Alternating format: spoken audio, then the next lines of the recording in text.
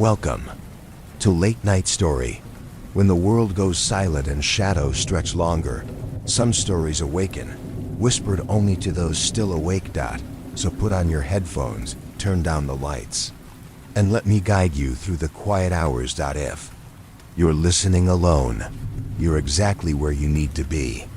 If everyone can leave a comment to let me know where you are listening from in the world, don't forget to subscribe before you drift too far into the dark.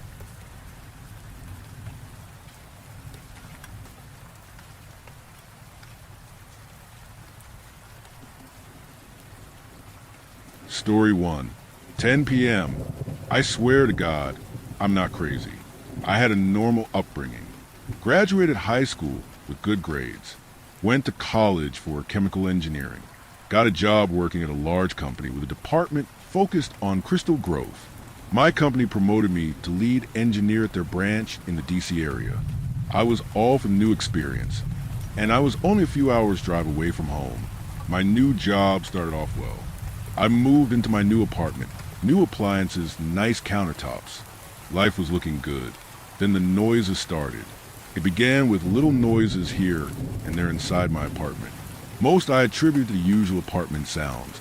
A slight creak in the walls, doors making noises due to temperature changes. One night, while I was sitting in my living room, I heard a single knock on my window. It startled me. I got up and looked outside. There was nothing, probably just a bird or something, I thought. The next night, I heard it again, this time more knocks. I counted 4 knocks. I got up immediately and peeked out the window. Nothing there. I checked the time. It was 10 p.m. I was a little freaked out, but shook it off and went to bed. The following night, I was sitting in my living room around 9 p.m., wondering if the knocks would happen again. I closed my eyes for a brief second when my phone went off. It startled me. I turned it over. It was my mom. She texted asking how I was settling in after the move. I replied, saying everything was fine, just adjusting to the new place and that wonderful DC traffic. We exchanged texts for a while, and eventually I stopped thinking about the knocking. All I was filled with in that moment were happy memories back home in Ohio. Then there was again, 4 knocks, a slight pause, and 1 loud knock. I froze for a second and dropped my phone. I got up from the couch and slowly walked over to the window, uncovering the blinds. Nothing there. I stood in disbelief for a moment, then ran back to my phone. It was 10:01 p.m. I didn't sleep well that night. I know it's not some kind of animal. The timing is way too consistent. Maybe it's some neighbor kid messing with me, or a homeless guy, or something. The next night, I was prepared. I stood a few feet from my window, looking down at my phone, 9:56 p.m. My hands were shaking. I both wanted to and didn't want to see what was outside. 9:57 p.m., I felt my chest tighten with anxiety. 9:58 p.m., my whole body was shaking. Cool goosebumps ran up and down my arms. 9:59 p.m., I stared intensely at the window, ready for what was next. At 10 p.m., I heard the knocks. This time they were quicker, 9 fast knocks.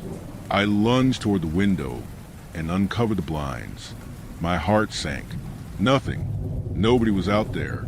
I dropped to the floor, my head leaning against the bottom trim of the window.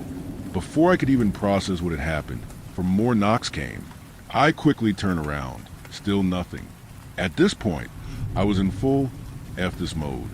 I left my apartment, carefully looking over my shoulder, and got in my car. I drove to a nearby hotel and spent the night there. Lying on the hotel bed, staring at the ceiling, a thought struck me. For knocks, and a single knock, 9 fast knocks followed by 4 fast knocks. Is it code or something? I loaded up ChatGPT and typed in what the knocks could mean if it was a code. At first, it spit out the phrase "Dade." I didn't think that was it. I kept asking for more possibilities. Eventually, it came up with someone outside, knock pattern to identify a friend, or emergency/code. I asked ChatGPT to elaborate, but it didn't help. Morning came. I barely slept again. I had to know what the knocks were. I called in sick to work and drove to Best Buy to buy an outdoor motion light detector camera. I mounted it on a tree facing my window. The rest of the evening, I anxiously paced around my apartment, waiting for the dreaded 10 p.m. My clock hit 10 p.m., followed by the knocks. 4 knocks. This time they sounded firmer, louder, malicious. I loaded the app tied to my motion camera. No video recorded. Whatever was out there did not trip the motion or light sensor on the camera.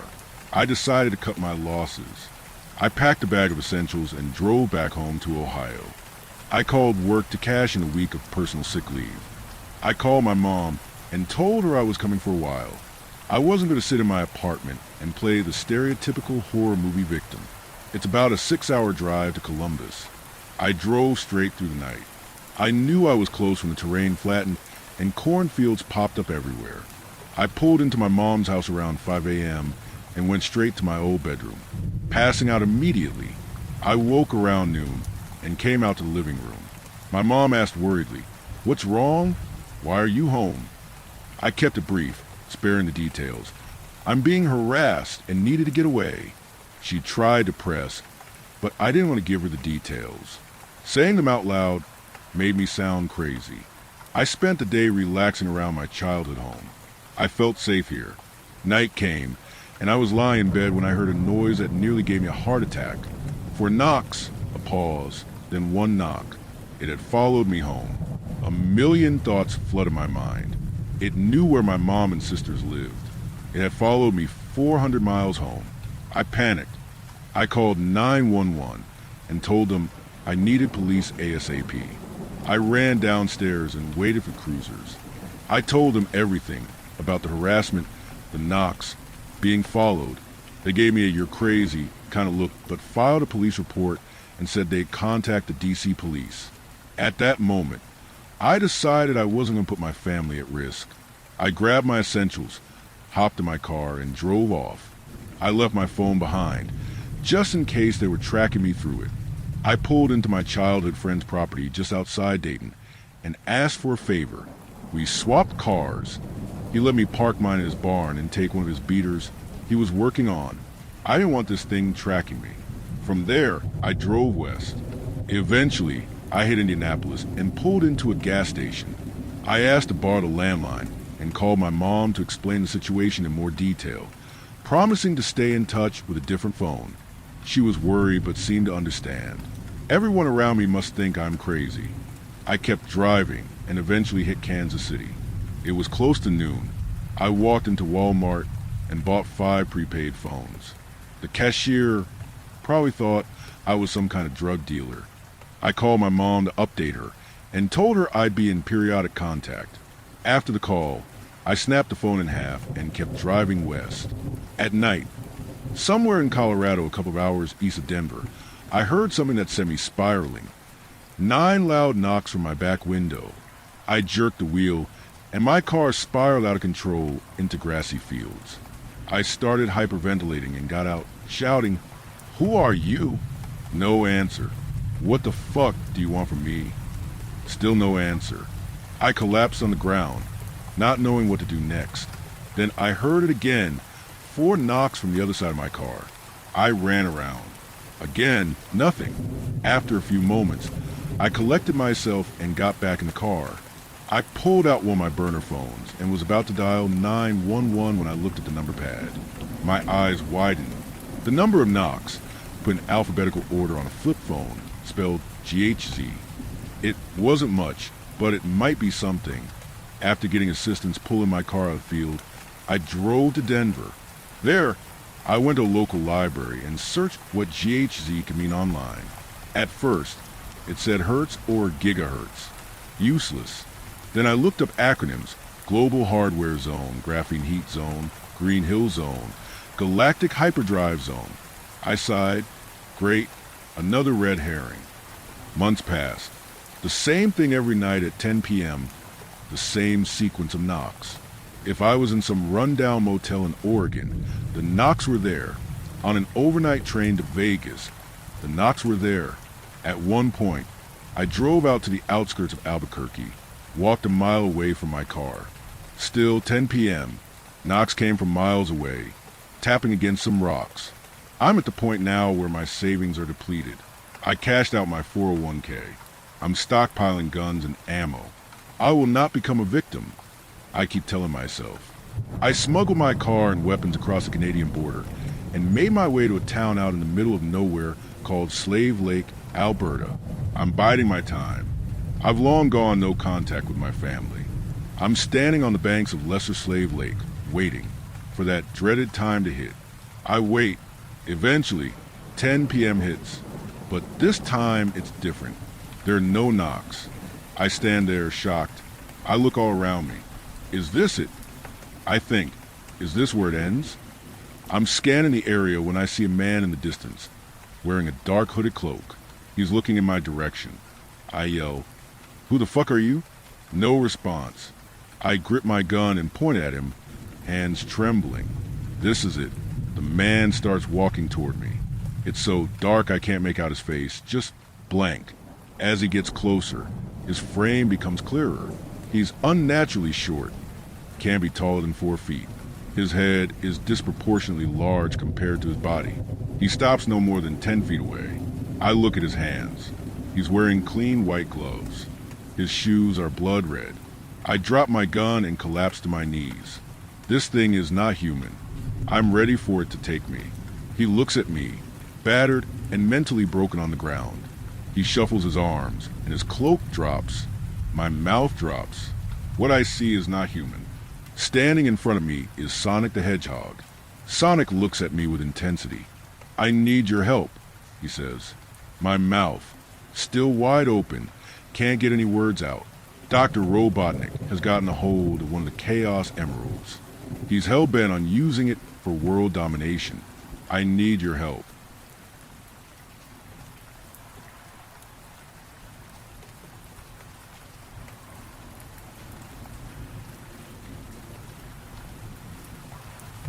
Story 2. I broke the rules. I ate tricks as an adult. Now they're watching me.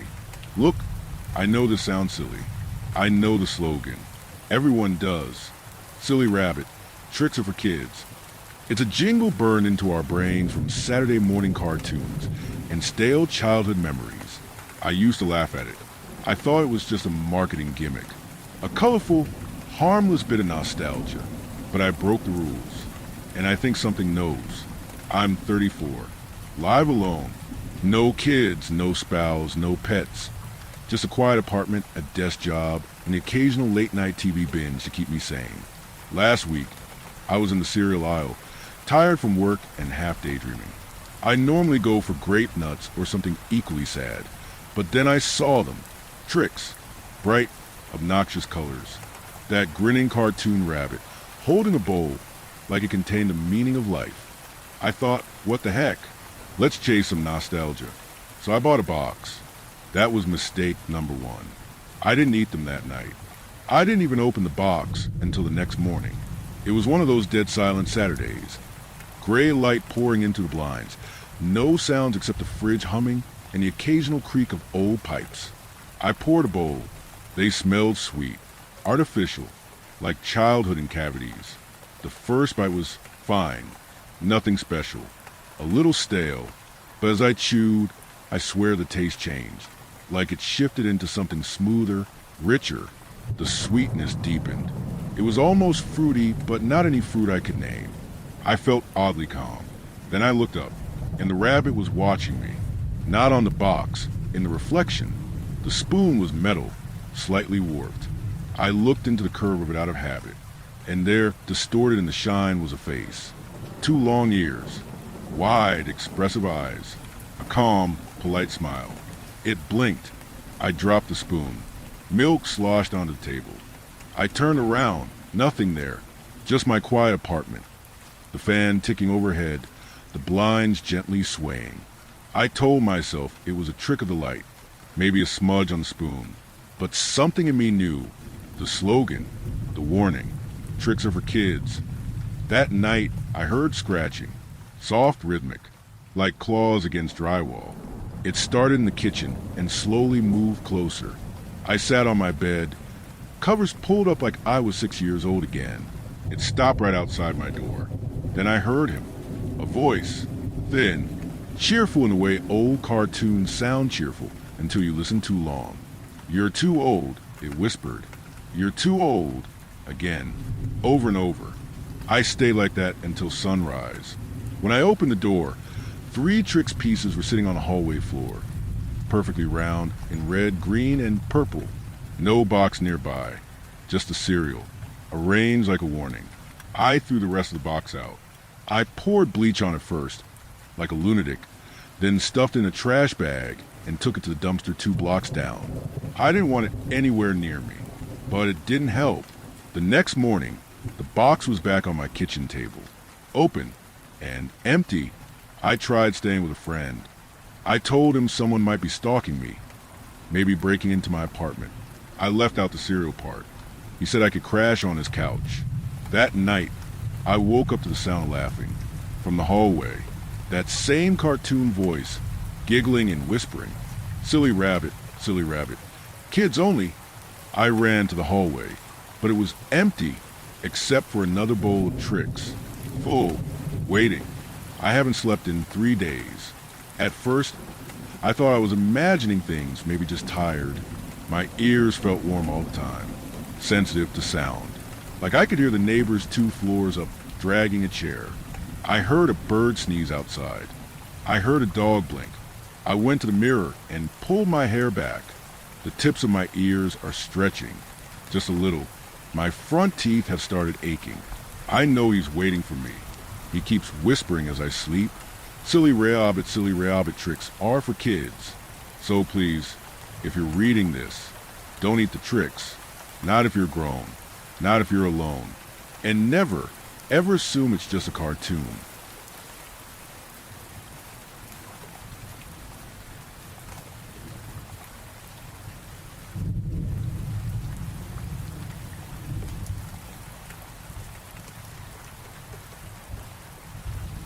Story 3. The trail warning said, "Beware the unwalking."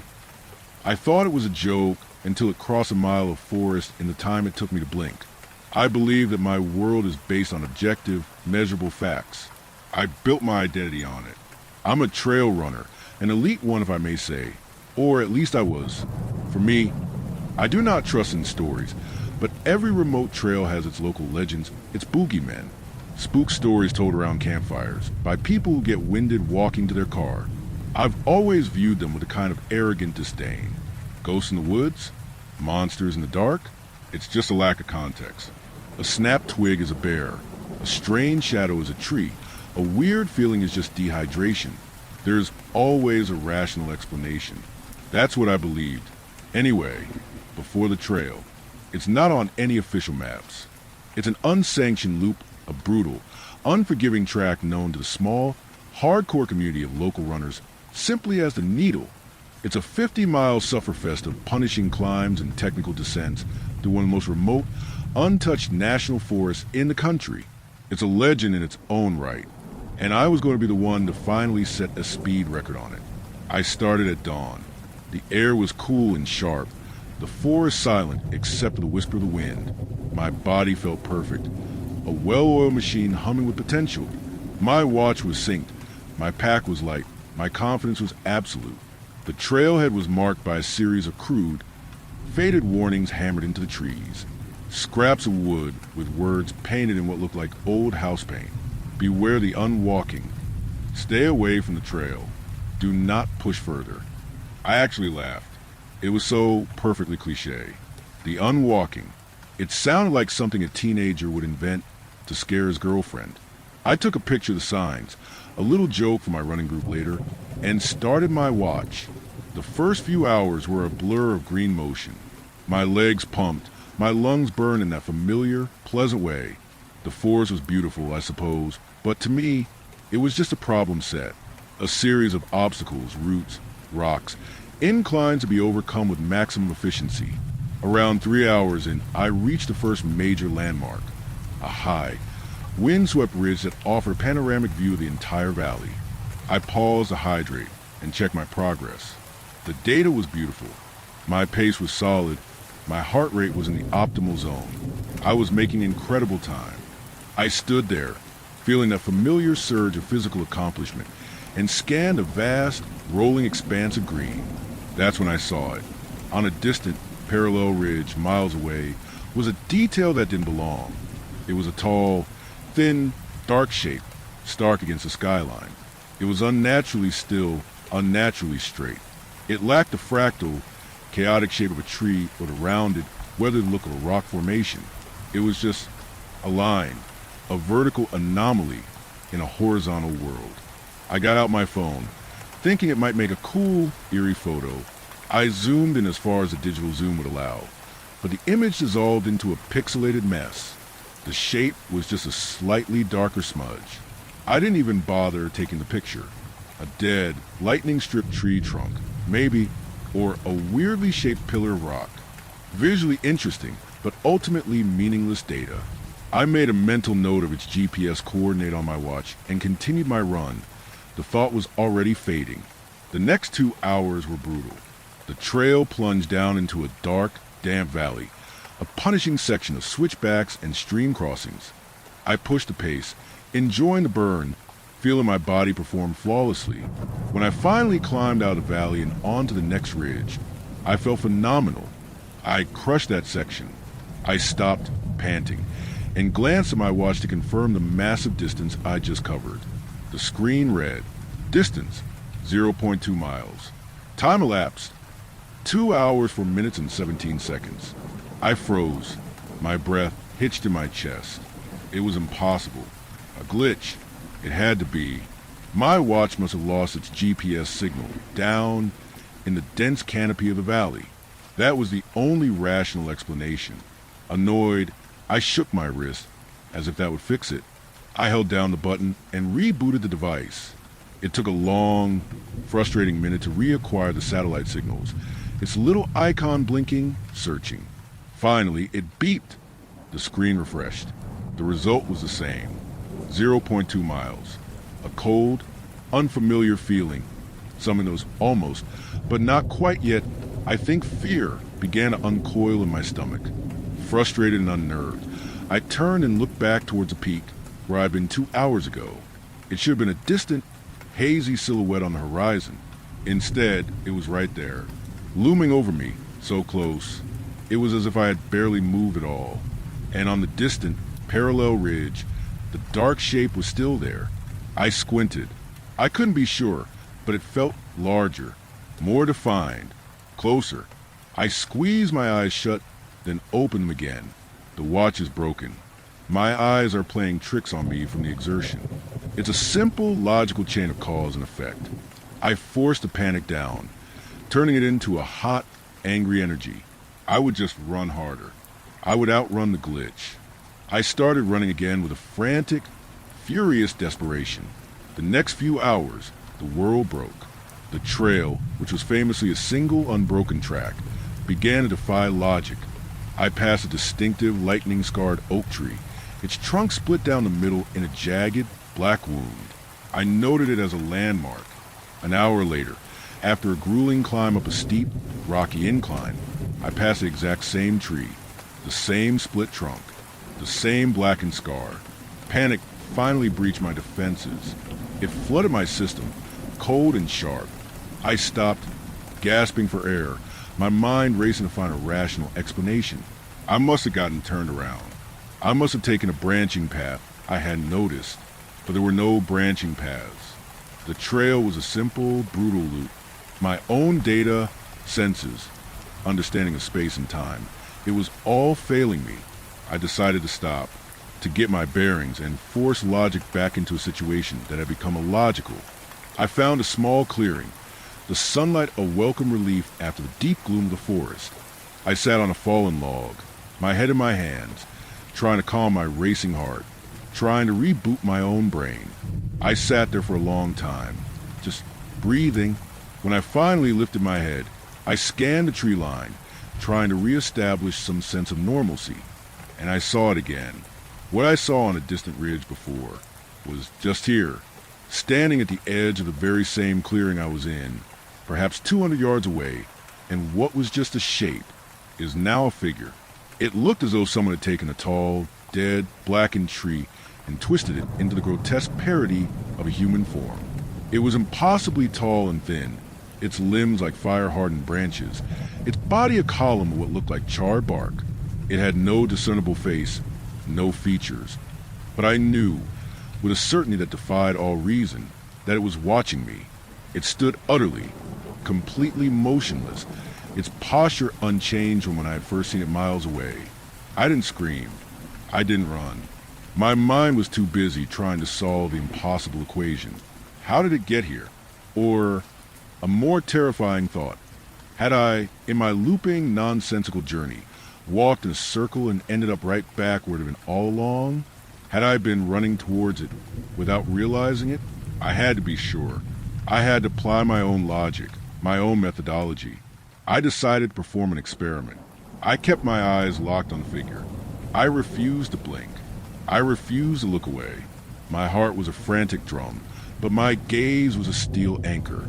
For 10 solid minutes, I stared. The thing did not move a millimeter.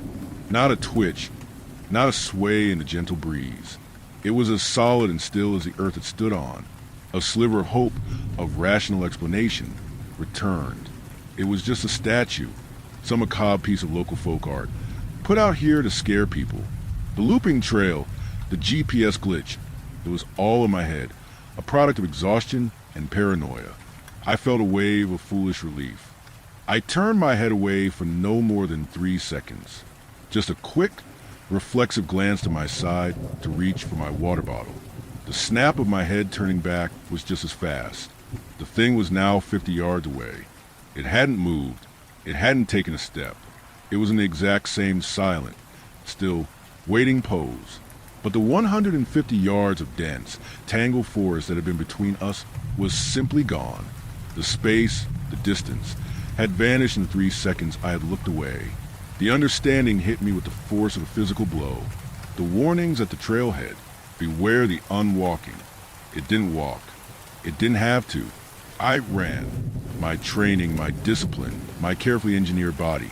It all dissolved into the pure animal instinct of a prey animal that has just seen the teeth of the predator.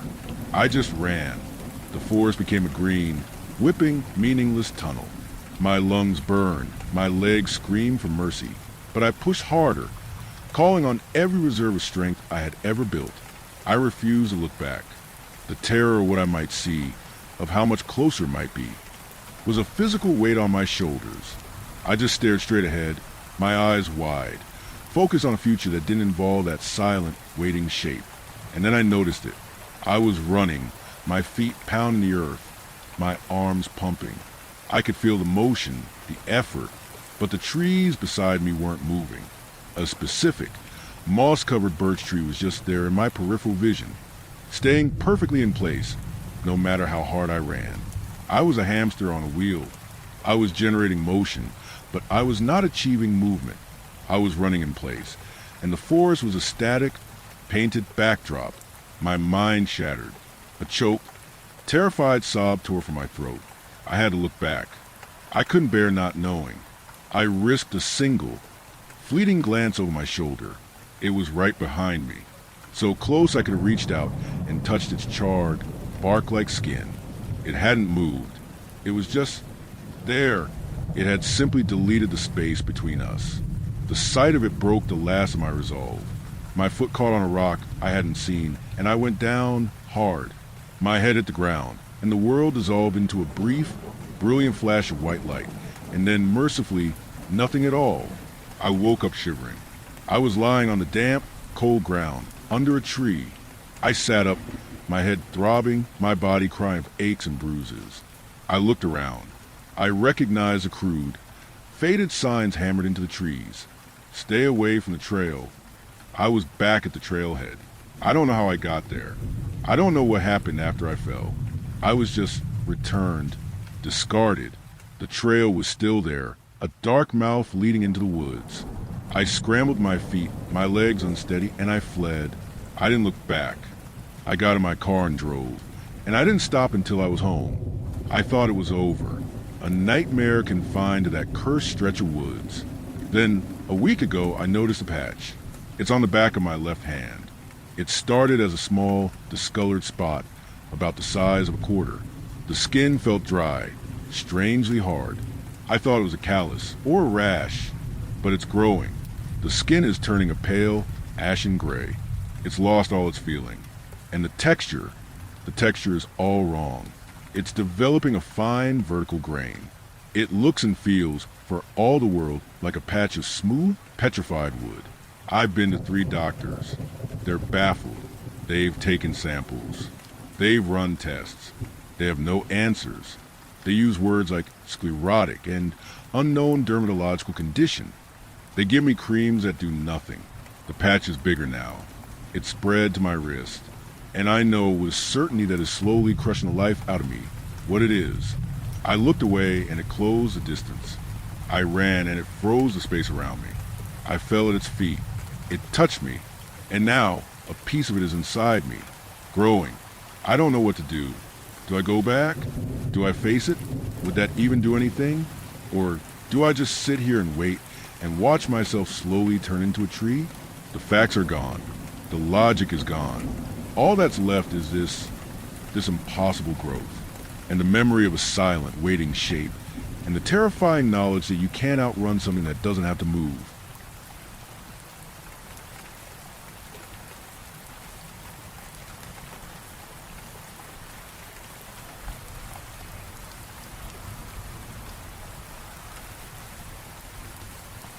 Story 4. Please, you have to read this. This could be the only warning I can give. They took me, and they're coming for us all. I need to write this down while I still can. I don't know if they're coming back for me, or if I even have much time left before something happens. The truth is, I'm not even sure what did happen. My name's Henry Stryker. I'm 34. I guess you could call me a YouTuber, though that's not really true. I never posted anything. I had plans. Big ones. But after this, I don't think I'll ever hit upload. I've always loved the outdoors. I grew up camping, hiking, all that Boy Scout stuff. Being out there always felt natural to me, like I belonged. So when I decided I wanted to start a channel, I figured solo camping vlogs would be perfect. That's what brought me to the Great Smoky Mountains National Park. I drove in, stopped at a little town on the edge of the park to grab some last-minute supplies, and then headed into the wilderness, my home away from home for the next week.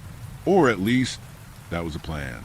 I hiked deep into the forest, further than most people ever bother to go. The air was alive with birdsong, and a cool breeze cut through the heavy summer heat. The scent of moss, dirt, and sun-warmed grass clung to everything.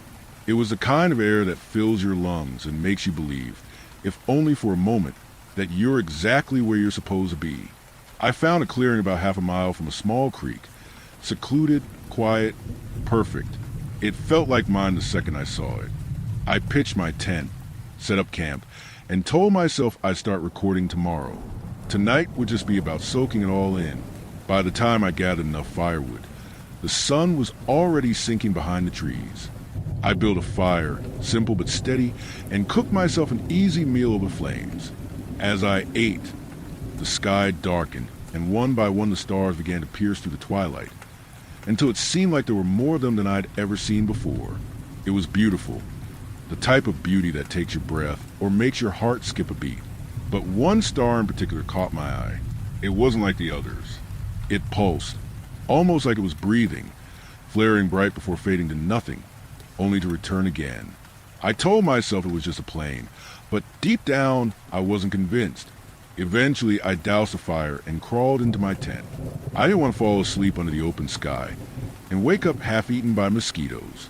I zipped myself into my sleeping bag, warm and comfortable, and for the first time in a long while, I drifted into a deep, easy sleep.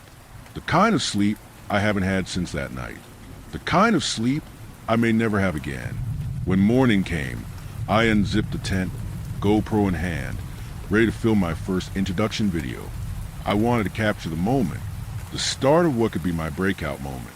But as soon as I stepped out and looked around, the camera slipped from my hand and hit the dirt, because what I saw waiting for me was impossible.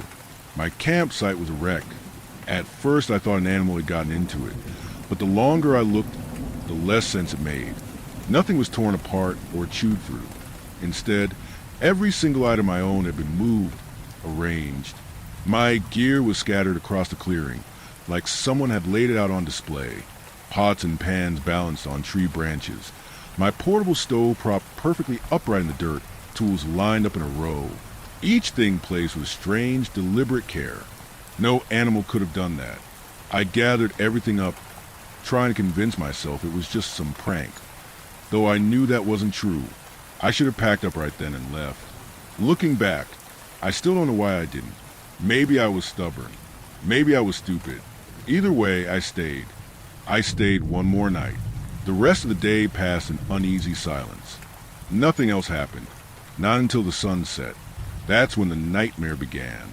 I lay beneath the stars again, pretending it was all normal.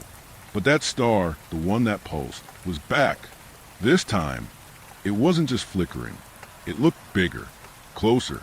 A sharp crack broke the quiet, and I whipped my head toward the tree lean. For a moment my heart nearly stopped. Then a deer stepped into the clearing. It saw me, froze, then bounded back into forest. I let out a shaky breath and turned my eyes back to the sky. The star was gone. My chest tightened until I spotted it again, a little to the left, shining brighter than ever. That's when I realized it wasn't twinkling. It was moving, and it was getting closer. Then it came. A sound I'll never forget. A horrible, ragged scream. The kind of sound an animal makes only once, right before it dies. It was coming from just beyond the tree lean. The deer, the same one I had just seen. I turned toward the noise, heart hammering, and that's when I saw them. Lights. Glowing orbs drifting between the trees, weaving through the dark like they were alive. At first there was just one. Then another blinked into existence. Then two more. Four of them now, gliding silently, heading straight for me. One broke free of the trees and slid into the clearing. The moment it did, my campsite was swallowed in the blinding, white light, so bright it erased the world. I must have blacked out, because the next thing I knew, I was already running, barreling through the forest, lungs burning, sweat pouring down my face. I don't know how long I'd been at it. Minutes, maybe longer, but I couldn't stop. When I finally dared to glance behind me, my stomach dropped. The orbs were there, following me, keeping pace, floating effortlessly between the trees. I screamed and whipped my head forward, just in time to collide full force with something solid. For a split second, I thought it was a tree, but it wasn't. What stood in front of me was not human. I'm 5 feet 10 inches, but this thing towered over me, easily 2, maybe 3 feet taller. Its frame was impossibly thin, almost skeletal, but when I slammed into it at full speed, it didn't so much as flinch. It was like hitting a stone pillar. It wasn't wearing clothes. Its skin was bare, a grayish purple that seemed to shift and ripple in the light of the orbs behind it. The head was wrong, too big for its spindly body, stretched and elongated. And then there were the eyes.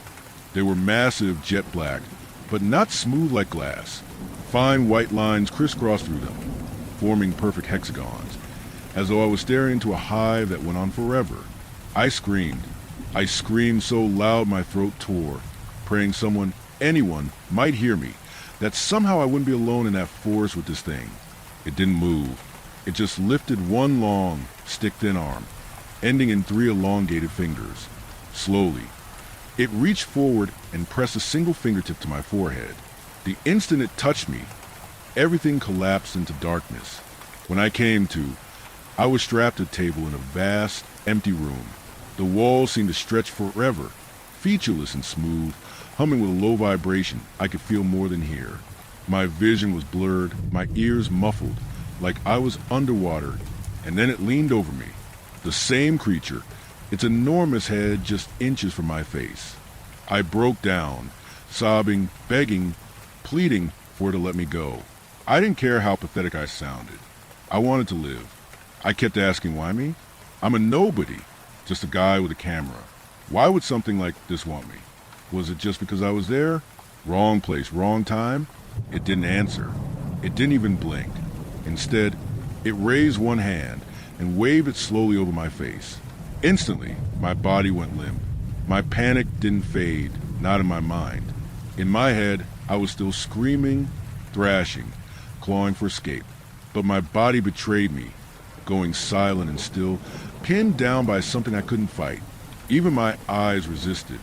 I could only move them a fraction, and the strain made tears leak down the sides of my face.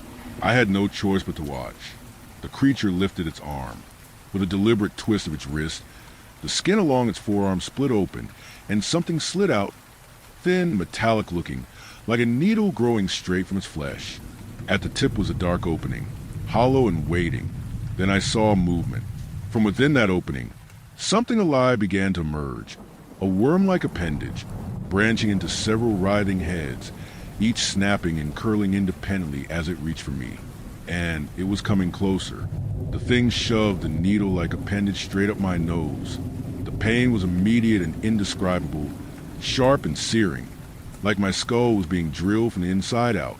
I could feel the worm-like growth writhing through my sinuses, twisting, burrowing deeper. When it finally slid the needle back out, my nose and upper lip were slick with blood. The tip of the thing was crimson, dripping. If it noticed, it didn't care. The appendage retracted into its wrist with a wet, sucking sound, vanishing beneath the skin as though it had never been there. Then the real pain started. A crushing pressure exploded in my skull. Like a demolition derby was happening inside my head. My body convulsed violently, every muscle seizing at once. I couldn't breathe. My jaw locked tight, tongue threatening to block my airway. My vision shrank down to a tiny, trembling tunnel of light.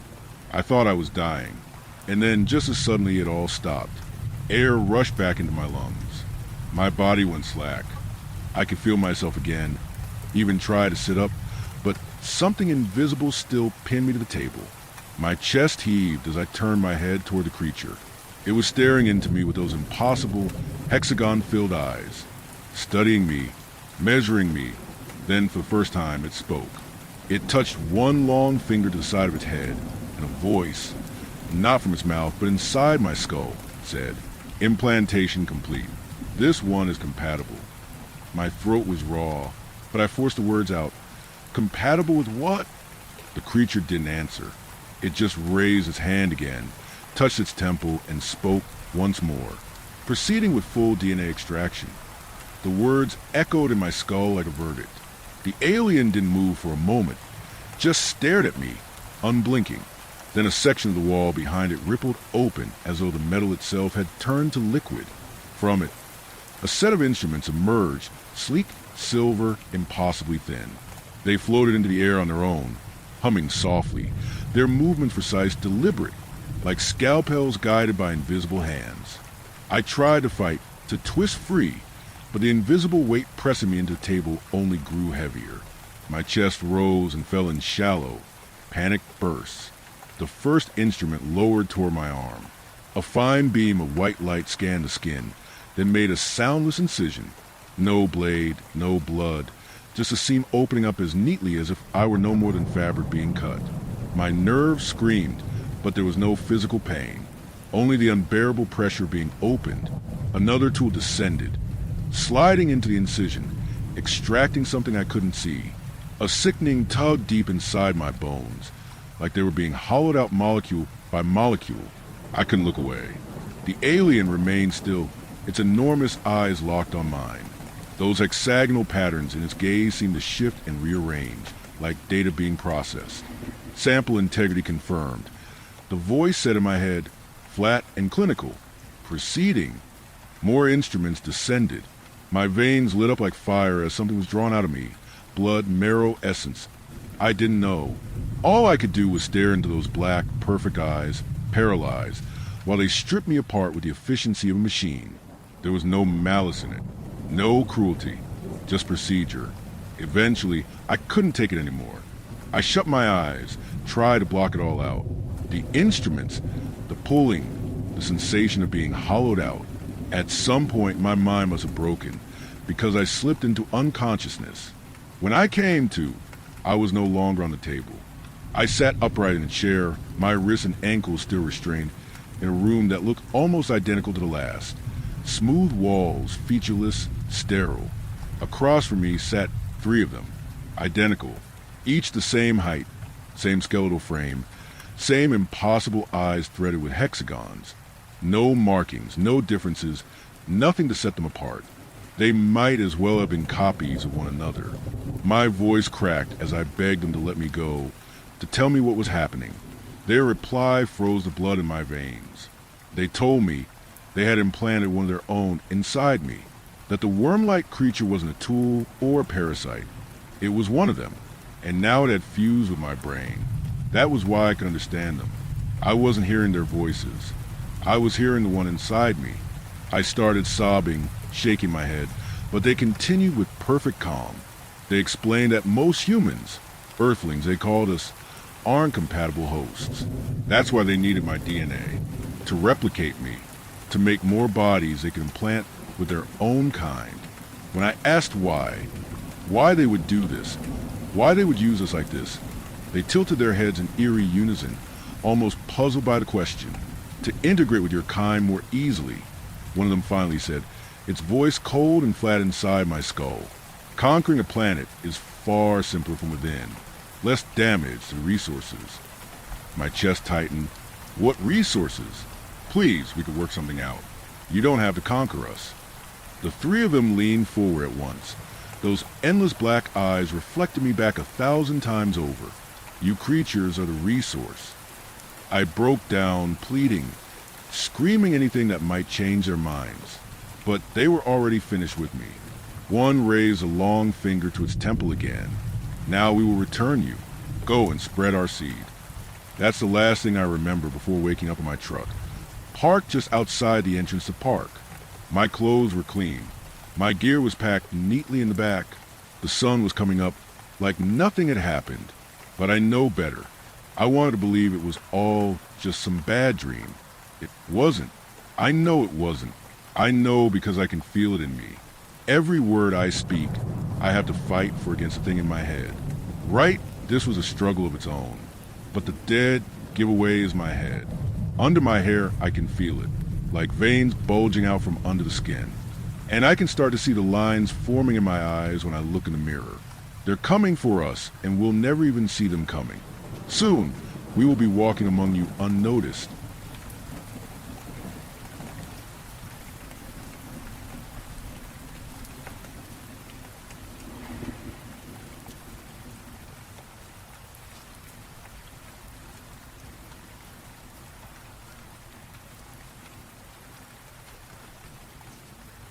Story 5.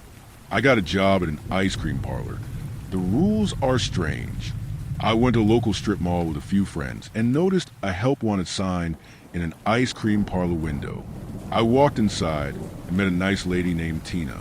She was a short, thin, older lady with very blonde hair. I asked her for an application, and she handed it to me with a huge smile on her face. We're looking for a new store manager right now, Tina said excitedly. I looked at the application and smiled back. Thanks, Tina. I'll fill this out for you right now, I said. She handed me a pen, and I sat down in the nearest booth. I skimmed through the application and started to fill it out.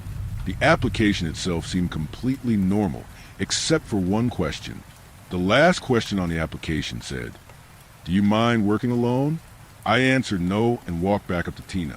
"Here you go, all filled out," I said, smiling. She grabbed the application and looked it over. She put it into a file folder and looked at me with another eerie grin. She reached out her hand to shake mine and said, "Young man, you're hired," she exclaimed happily. "You don't need to do a background check or anything?" I asked. "Nah, I trust you, darling," she said, still smiling. Something about her seemed off. She was super nice, but it was like she was forcing her smile. I couldn't tell if she was happy I was going to start working, or if she was about to have some sort of mental fit. I reached out and shook her hand firmly. She squeezed my hand and shook it vigorously. "Thank you so much," she said. "No, Tina, thank you for giving me a chance to." I started. Just before I could finish, a man walked in from the back. Tina turned around to welcome him. He was dressed in a suit and was probably in his 60s. He was tall and quite pale, almost like a zombie. I waited there, staring at them from the counter. Tina pointed over at me. and the man looked my way and smiled. He walked over to me and introduced himself. "Hello, Sammy. My name is Mr. Andes. Very nice to meet you. I'm your new boss," he said in a low, deep voice. He reached out with a wrinkly, pale hand. His veins and tendons were visible through the top of his skin. His fingernails were long, sharp, and dark. The man's eyes were almost as gray as his short hair. When I grabbed his hand, it was cold to the touch. A wave of anxiety shot through my body like I'd just been shocked. "Tina tells me you're our new hire. She just put up the flyer, so you must be quite the lucky person," he said through his creepy smile. If I didn't know who this man was and had just seen him on the street, you couldn't convince me he wasn't a vampire or something that drank human blood. I had no choice, though. My 18th birthday was a month away, and I needed a way to make money fast. So I took a deep breath, pushed through the anxiety, and explained to Mr. Andes how happy I was to be their new employee. "Can you start tomorrow night?" he asked. "Absolutely," I said with slight hesitation. He handed me a business card and asked if I'd like a free cone, which I declined since I had just eaten dinner. "I insist you try the product you'll be selling. Sammy boy," he said, handing me a perfectly curled cone of chocolate ice cream with white chocolate flakes on top. I wasn't sure what was weirder, the fact that I hadn't seen him even look away from me make the cone, or the fact that he was handing me my favorite ice cream with my favorite toppings. I took the cone from him in bewilderment. I decided not to question it. Even though alarms were going off in my head, I took a chance. I licked the cone, and immediately the anxiety disappeared. It was like nostalgia in the cone. I was 10 again. "Wow, Mr. Andes, this ice cream is honestly some of the best I've ever had," I said between licks. "Many people come through this shop and tell me the same thing," he said. "That feeling you have right now, young man, that's love and care. That recipe has been in my family for generations," he added proudly. "Well, Mr. Andes, I'm glad I'll be able to represent your business," I said. I walked outside and met my friends. I told them I got the job, and they immediately began to praise me. That is, until we looked back at the store and noticed Mr. Andes smiling from ear to ear with that same creepy grin, staring directly at us. I waved to him, and he waved back before walking away from the register. My friends both laughed and said, "Good luck with that." I went home and told my aunt about the job. "That's awesome, Sam.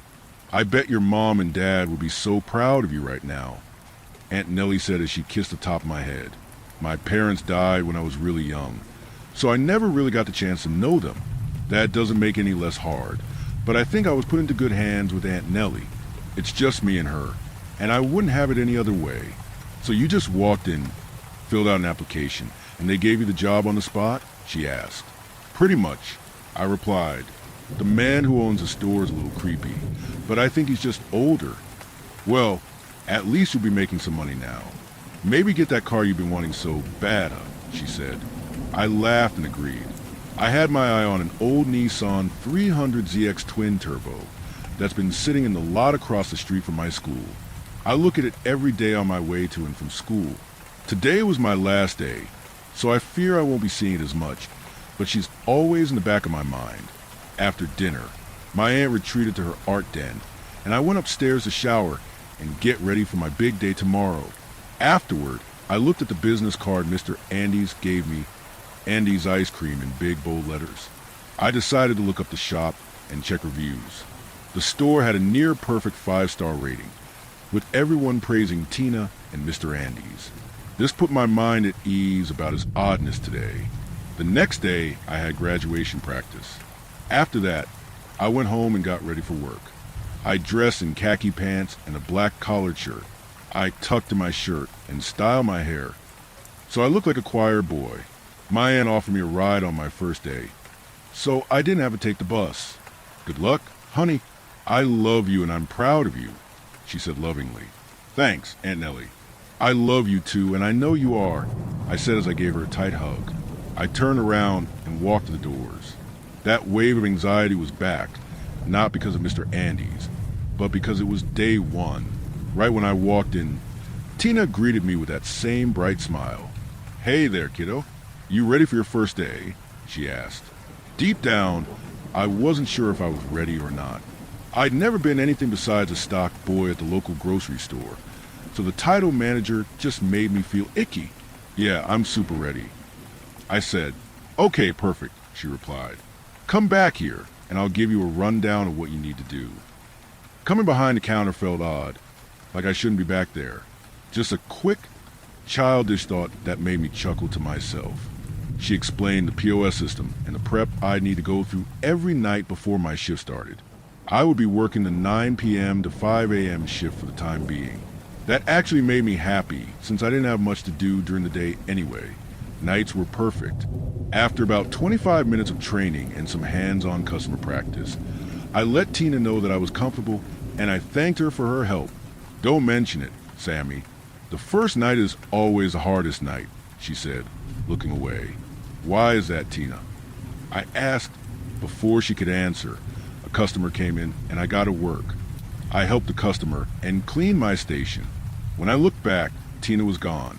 I assumed she meant the first night was the hardest just because it was new, but honestly, this felt like it was going to be easy money. The ice cream parlor seemed popular. I had only been working for a couple of hours, and my tip jar was already half full. During a pause in customers, I filled the machines with fresh product and restocked the topping station. I heard the back door of the shop close, so I walked back, assuming Mr. Andes had arrived. On the desk in the back was a single piece of paper. On it were 5 different rules. I reached for the paper just as the phone rang. The sudden sound scared the hell out of me, but I picked it up. Thanks for calling Andy's Ice Cream. How can I help you? I said in my most polite voice. Hello, Sammy. It's Mr. Andes, he said. I didn't want to bother you while you're working, so I just decided to drop off the rule set. Thanks, Mr. Andes. I started, but he cut me off, his voice urgent. Sammy, the rules I left you must be followed no matter what, he said. Okay, that's no problem, Mr. Andes, I replied. Sammy, listen to me carefully. You will experience things tonight that may change your outlook on life, he said calmly. I will pay you handsomely if you decide to stay after tonight. Mr. Andes, what do you mean things will happen to me that change my outlook? I asked fearfully. Read the rules, Sammy, and make sure you follow them, he said before hanging up the phone. I hung up and looked around the shop. I couldn't shake the feeling that I shouldn't have accepted the job. I grabbed the paper and began to read. These were no ordinary rules, that was for sure. Rule 1, do not leave the store for any reason during your shift. Rule 2, at 12 a.m., make sure the strawberry ice cream is fully stocked for Kathy. Rule 3, every hour on the hour, go to the freezer, knock on the door 3 times, and walk back to front. Rule 4, all customers are welcome. Rule 5, do not make eye contact with a man in black. At some point, he will enter the store and ask you some questions. You must answer while looking at the floor. He will leave, and then you can look up again. Follow the rules, and everything should be fine. I hope you decide to stay with us, and may you have a great first day, Mr. Andes. What the hell am I reading right now? I said out loud. These rules seem comical, like some kind of prank, but fear flooded my body as I reread the last one. Was I seriously about to stay here and follow these rules? I looked up at the clock. It was 10:58 p.m. I walked into the back and waited for the clock to strike 11. As silly as the rules sounded, I was more afraid of what might happen if I didn't follow them. At 11 p.m. on the dot, I walked over to the freezer and knocked 3 times. Then I returned to the front and waited for anything to knock back. But there was nothing. I looked up and noticed a man and his son walking into the parlor. A little late for a weekday, I thought to myself, but I'm not one to judge. Hello, sir. Welcome to Andy's Ice Cream. How can I make your night special? I asked enthusiastically. I'd like to get a couple of vanilla ice cream cones for my son and me, he said in a soft, low voice. The little boy and the man both looked sad. They also looked a little roughed up. Coming right up, sir, I said. I turned around to make the cones, then spun back to ask if they wanted toppings. But they were gone. They had left without making a single sound. Creepy, but maybe they just had a change of heart and decided to leave. I threw the cones away and went back to the counter. I sat down and watched the TV hanging in the dining area. Some program about underwater life and the effects of pollution played in the background. Things had slowed down, so I filled the time with cleaning and restocking. When the clock neared midnight, I went to the freezer, knocked, and walked back up front. I filled the strawberry ice cream just like the rules said. When I looked back, a woman in a white gown was waiting for me at the register. Her face was hidden under long, dark black hair. "Hello, ma'am, welcome to and..." I began. "I've never seen you here before." "Who are you?" she interrupted. "My name is Samuel, ma'am. I was just hired yesterday." I said. The woman's hair shifted, and her face startled me. It was pale and bluish, with jagged, rotted teeth. Her eyes were jet black, and I could almost feel the evilness coming from her. "Get my strawberry ice cream, little boy, or tonight will be your last," she said, smiling with her head tilted. I backed up toward the ice cream machines, never turning my back on her. This has to be Kathy, I thought. I made her a cone of strawberry ice cream and handed it to her. The woman grabbed my wrist with her left hand and pulled me close. Her breath smelled of death, and her touch was freezing. She grabbed the cone with her right hand and whispered, "Thank you," into my ear. Then she let go. I dropped to the floor, shaken, just like the little boy and his father. She disappeared without a sound.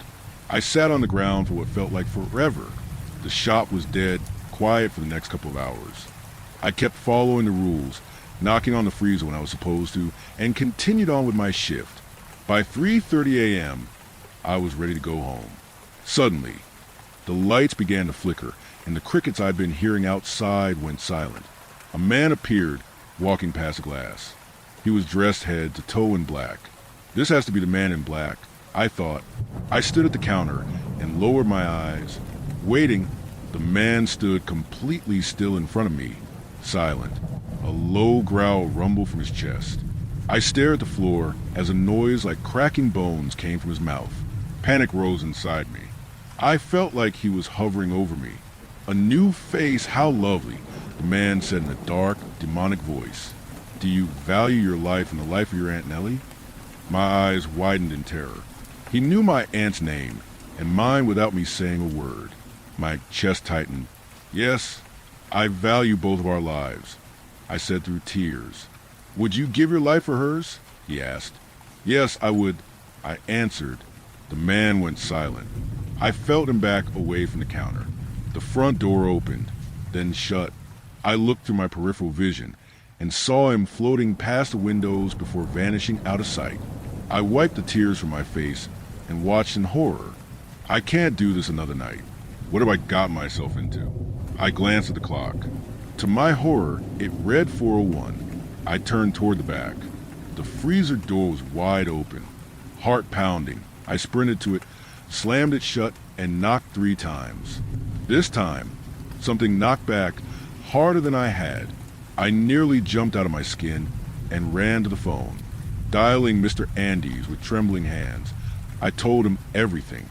"Relax," he said calmly. "Go grab the book next to the printer and recite the first sentence on the first page." I rushed to the desk, grabbed the book, and read aloud, "Radi iti dormi, bestia. Radi iti dormi, bestia." The knocking stopped instantly. The store went calm again, as if nothing had happened. I put the book back and walked shakily to the front. There was no way I could do this again, and yet part of me wanted to see what else was hiding behind these rules. My shift was nearly over when a woman walked in. "Hey, you must be Samuel."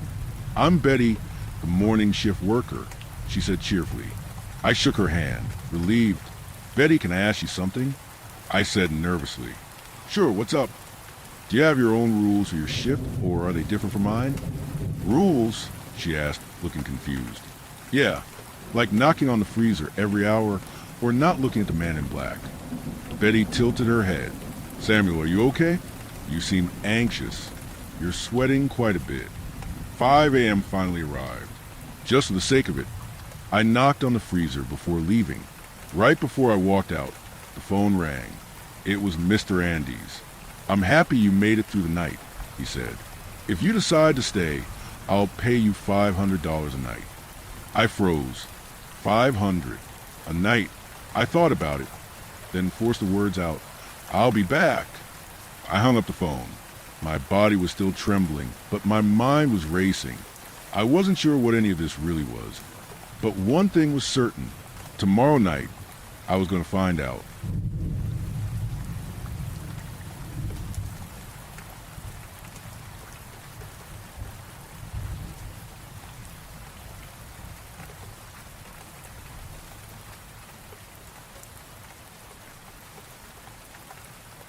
Story 6. We discovered aliens in the 60s, and they're longer than you think. The United States government first found proof of extraterrestrial life in the 1960s. They weren't floating discs harboring gray men with big brains. And they never crash-landed on Earth despite what some failed military testing may have fooled you into believing. We have only observed them from afar. For times they've appeared to us, only twice while I've been part of researching them. And instead of adding new data about their behavior, biology, or origin, we are consistently left with more questions and even greater concerns. On July 20th, 1969, American boots embedded humanity's first footprints onto the moon, literally an astronomical achievement. But it wasn't the greatest scientific accomplishment planned for that day.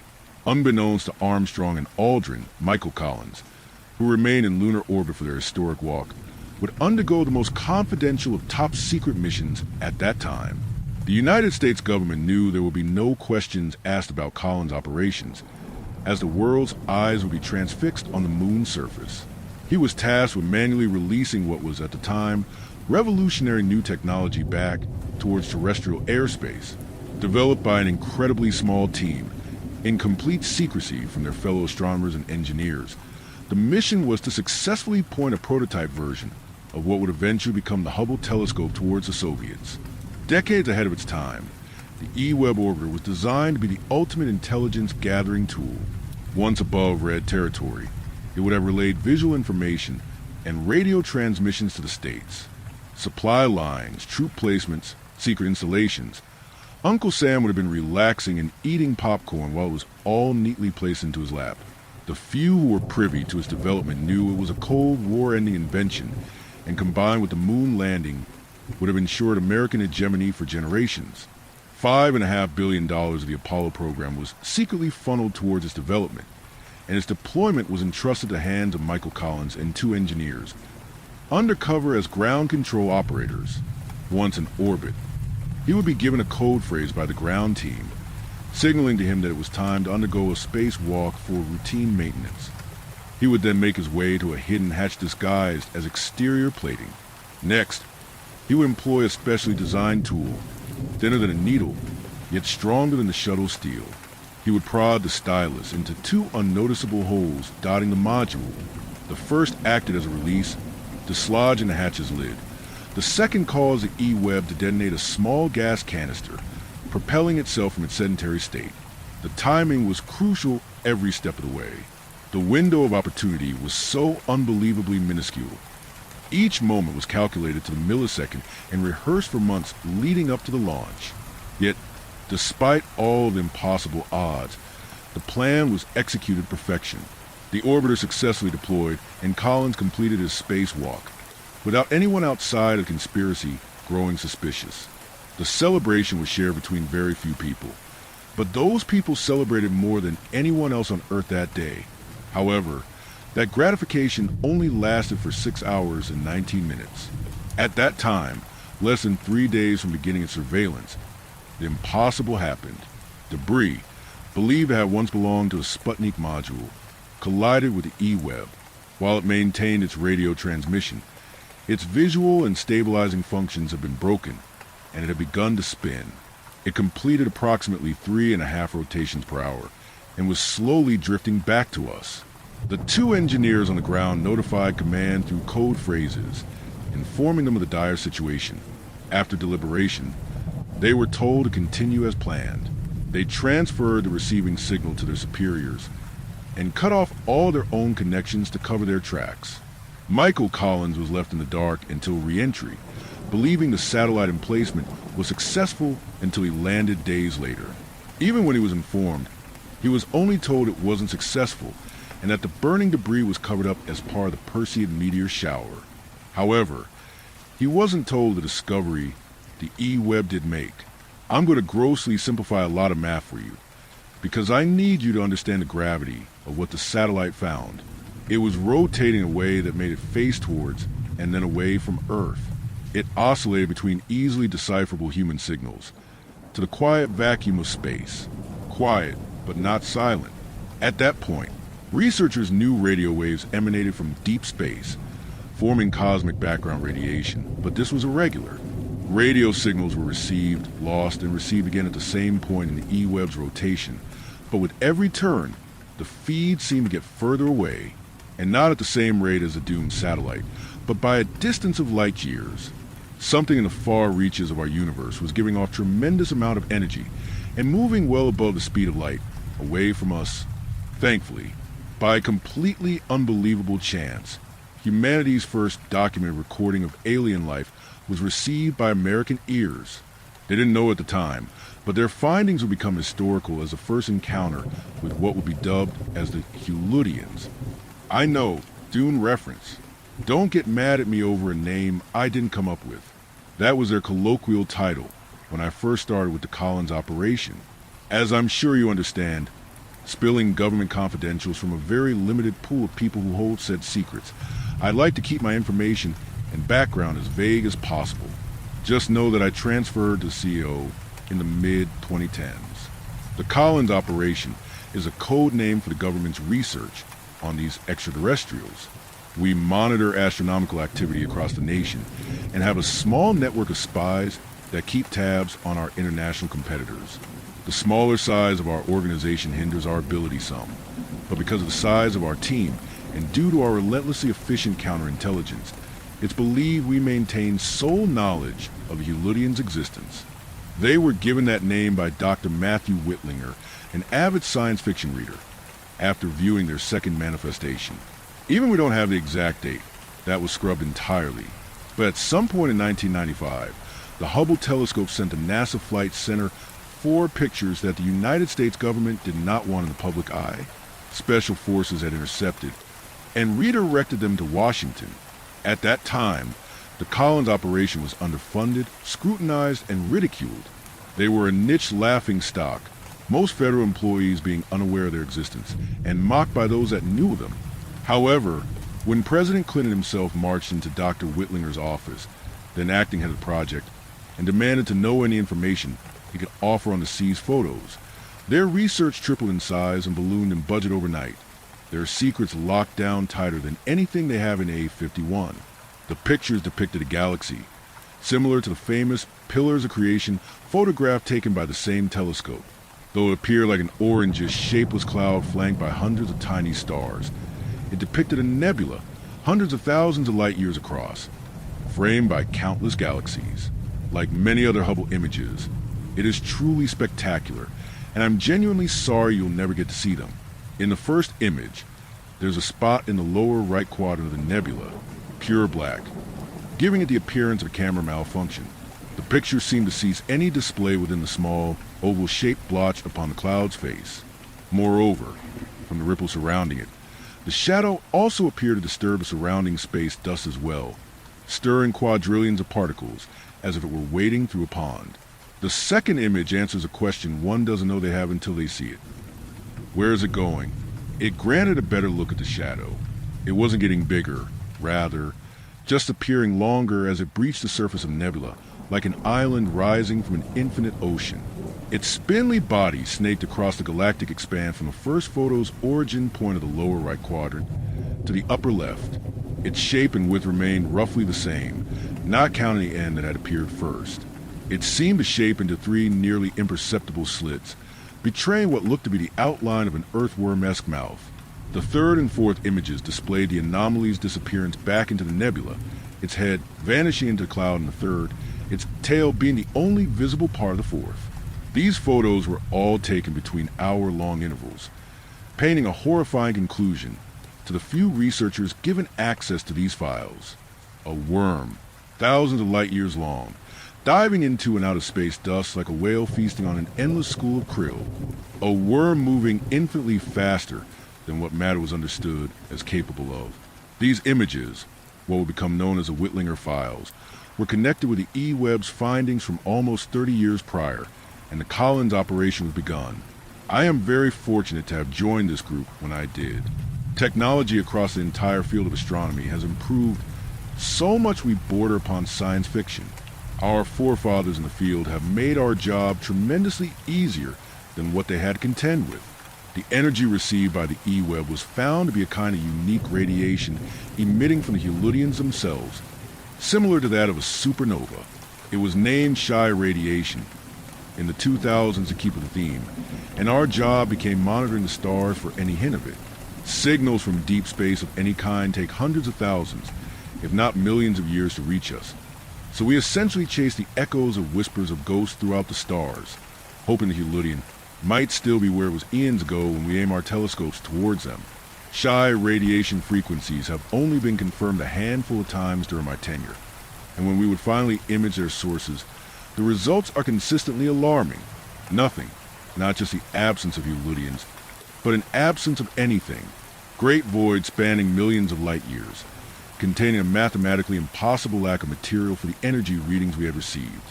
Something had been there, and something else had made it no more. It wasn't until 2 years into my employment that we photographed another Heulidian.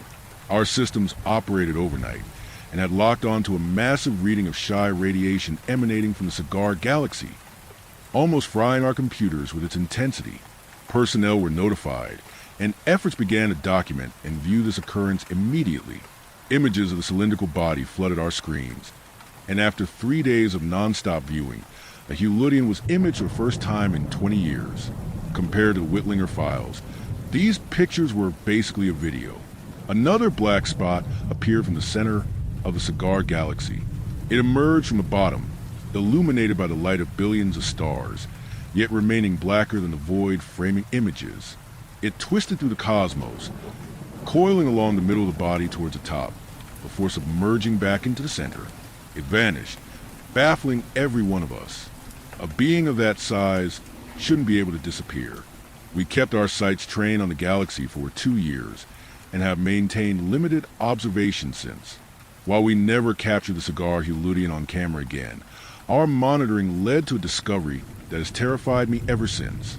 The light emanating from the Cigar Galaxy is dissipating. Its luminosity dwindles with each passing day. While my co-workers all discuss their theories about the topic, I believe I know the reasoning.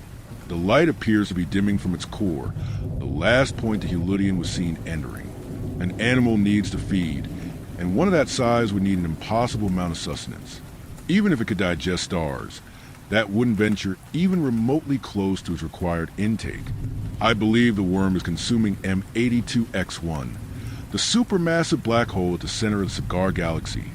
While that would be an ominous conclusion, it doesn't matter anymore. Nothing does.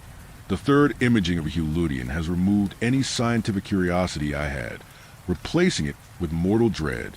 1 week ago, we picked up another signal of Shy radiation, this time from the direction of Andromeda, our closest galactic neighbor. All of us knew what it meant, but some kept hope that it could have been a false reading, or perhaps that it was sourced from a distant galaxy far beyond Andromeda that was merely obscured. Reality proved worse than what any of us dared imagine. It had become routine at that point. Aim all available telescopes toward the indicated direction and take photographs. We expected to see the form of Andromeda take shape, perhaps with a black snake drifting through its tendrils. What we saw has left me speechless since. The first image to appear displayed a black orb, obscuring about 20% of the galaxy from view. 15 minutes later, a new picture. The orb grew. Another 15 minutes. Another picture. Another portion of the galaxy blocked from view. Our heads spun attempting to decipher the information presented to us. My co-worker.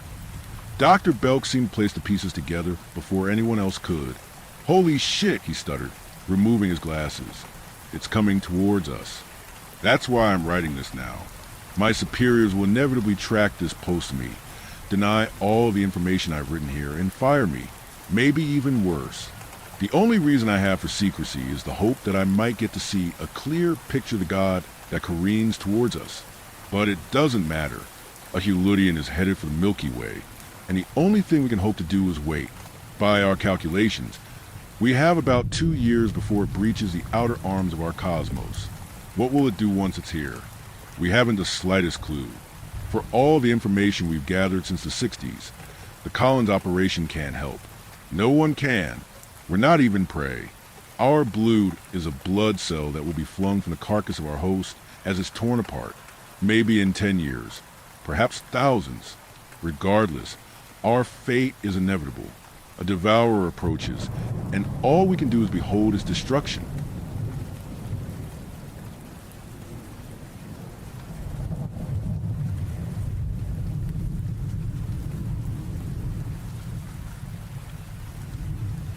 Story 7. The Spare Room. For years ago, I was diagnosed with end-stage liver failure. When I was younger, I drank more alcohol than water. I learned that selfishness hurt me more than anyone else ever could.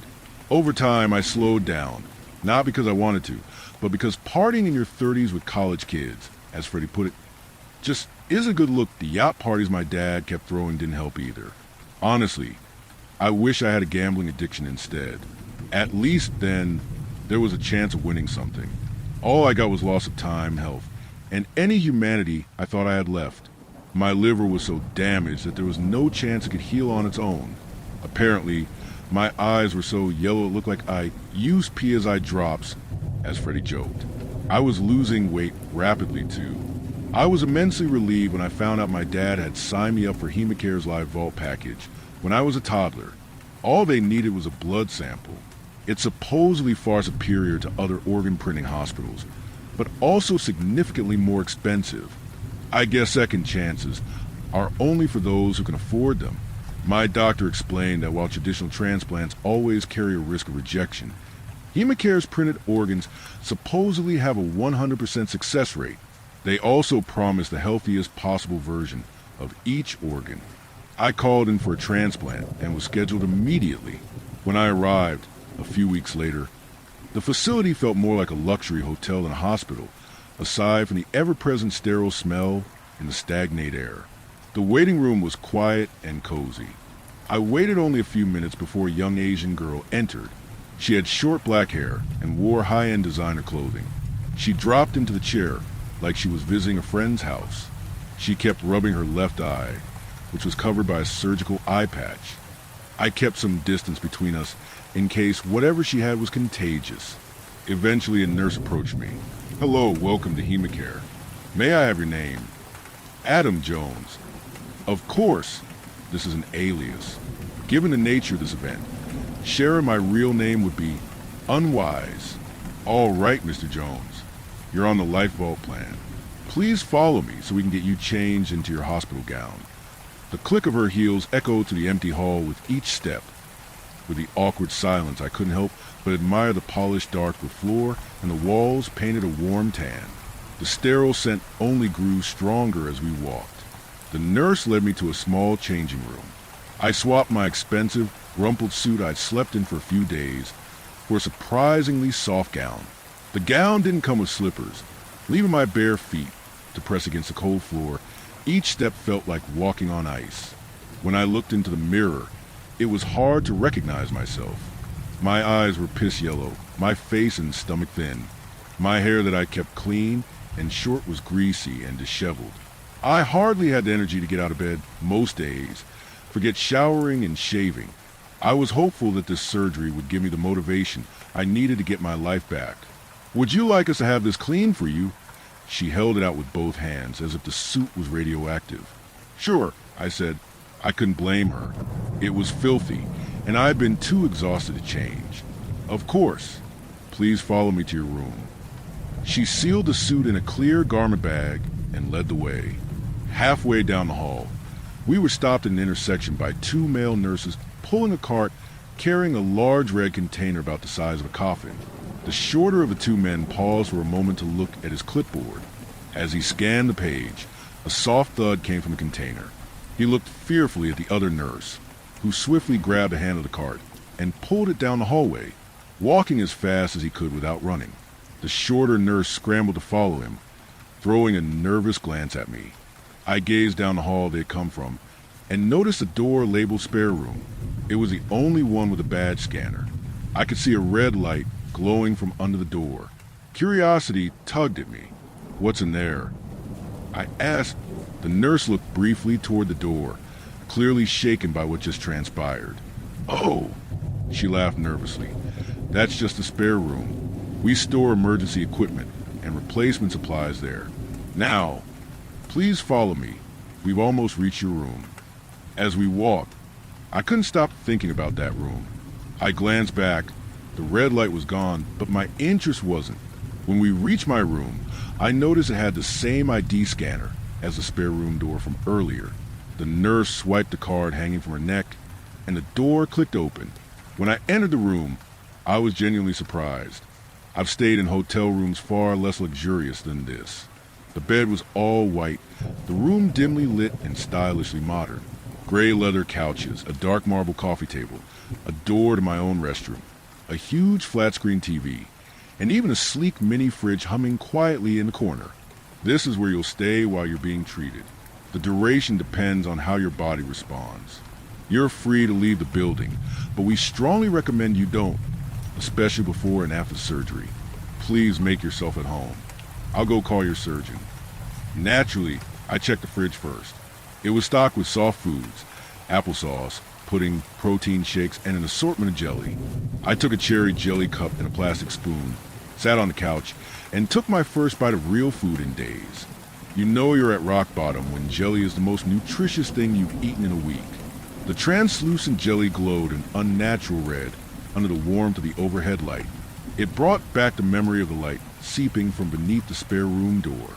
I decided to go take a look around the hospital, but when I made my way over to the door and turned the handle, it didn't budge. It was locked. A short while later, a man in a white coat knocked and entered, leaving the door open. Good evening, Mr. Jones.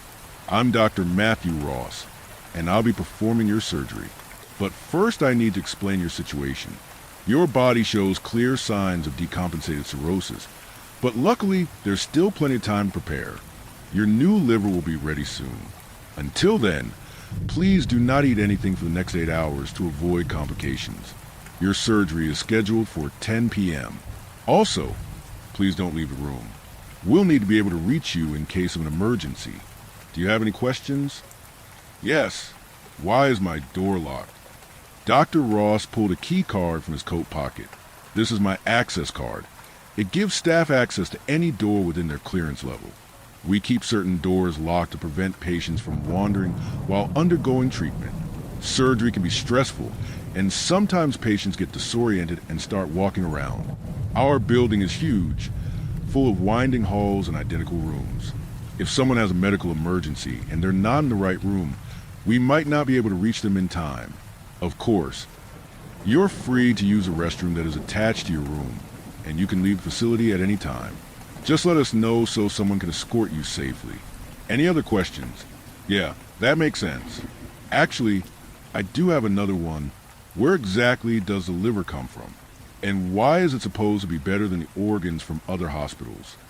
I didn't actually care for the answers. I just needed a distraction. The liver is actually grown from your own blood. When you were a child, your parents enrolled you in our plan. Unlike most hospitals that freeze blood and grow organs only when needed in a womb-like environment, we grow all vital organs immediately after receiving the sample. Maintaining them is extremely expensive, but there are benefits. Your body accepts the organ as if it's always been there. What do you mean by accepting? Does the body try to refuse organs? I asked while slowly walking over to the empty jelly cup. The doctor paused. Yes, traditional organ transplant rejections are fairly common. The immune system doesn't recognize an organ and attacks it. Ours don't have that risk, which is what sets us apart from other organ printing companies. But if they can freeze blood, why don't you guys just freeze organs too? That way you can thaw them when needed. I took the jelly cup's aluminum seal off the table. The surgeon smiled and said, "That is a great idea. Blood cells frozen for many years could lead to DNA damage. So other companies run that risk. To reduce this risk, they split the blood into multiple vials, since it doesn't take much blood to start the organ growing process. However, Organs are much larger and a lot more complex. Freezing and thawing will almost always result in the organ being damaged severely. Preserving it in a false body apparatus keeps the organ growing and healthy without the need of freezing. I was still a bit confused, but I think I got the gist. Yeah, I guess that makes sense. One last thing, if you don't mind. While I was in the bathroom, the faucet wasn't working. Could you please take a look at it? The doctor hesitated. Sure, but I'm not exactly handy. If there's a problem, I'll call for assistance. He set his clipboard on the table and walked into the restroom. The moment he left my view, I moved quickly and quietly to the door, stuffing the aluminum cover into the slot where the door lock would go into. It seems to be working fine. I quickly went back to where I was standing, Dr. Ross's voice becoming louder as he left the bathroom. If you have any more issues with the faucet, just press on a remote near your bedside and a nurse will be with you right away. Thank you so much. I really appreciate your help, Dr. Ross. I tried for a polite smile, but it came off as condescending. His own smile faltered a bit. You're very welcome. I'm glad I could help. I'll get everything ready for the procedure. Please enjoy your stay. He left, and I was alone again, bored of endless scrolling through streaming services. I sat in silence, waiting for the coast to clear. Eventually, I decided it was safe to leave. I had to know what the source of that red light was, and what made that noise from inside the container. I got up and turned the door handle slowly, careful to not make noise. The hallways were just as empty as before, but without the nurse's rhythmic steps. I wandered through the repeating hallways. The only indication that I wasn't going in circles were the room number signs. While I was walking around trying to find the red room, a nurse walking backwards with an empty cart bumped into me. They were the nurses from before. I instantly noticed his ID card clipped onto his pants pocket. I could barely make out the name Reginald. Oh, I'm so sorry. He paused, his eyes fixed on my face, like he couldn't quite understand what he was seeing. It felt like he was scanning every inch of me. The taller nurse gave him a sharp nudge with the cart and let out a cough. The short nurse blinked in succession, then forced a smile. I'm so sorry, sir. Please return to your room and wait for your treatment. I know I'm not much to look at. I'm stricken with jaundice, skinny and sick, but you'd think a nurse would be used to it. The short nurse whispered something to the tall one, who nodded and took the cart while the other walked off in the direction they'd come from. Curious, I followed him, keeping my distance. He kept glancing over his shoulder, failing at being inconspicuous. He picked up his pace. After a final turn, he reached the spare room, pulled out a key card, scanned it, then entered a code into the keypad. He slipped inside. Going in with him would be risky, so I thought if I hid and waited I could try to steal his badge discreetly. So I hid behind a corner, watching the door and waiting. Only a few moments later the red light returned, and immediately after the nurse walked out, sighing a breath of relief, but quickly looked up. A jolt of panic hit me. Had he seen me? I desperately looked for a hiding place. So I crouched behind a large plant in an alcove. I was surprised that I was small enough to fit. His footsteps were quick. They drew closer, growing louder until they suddenly slowed.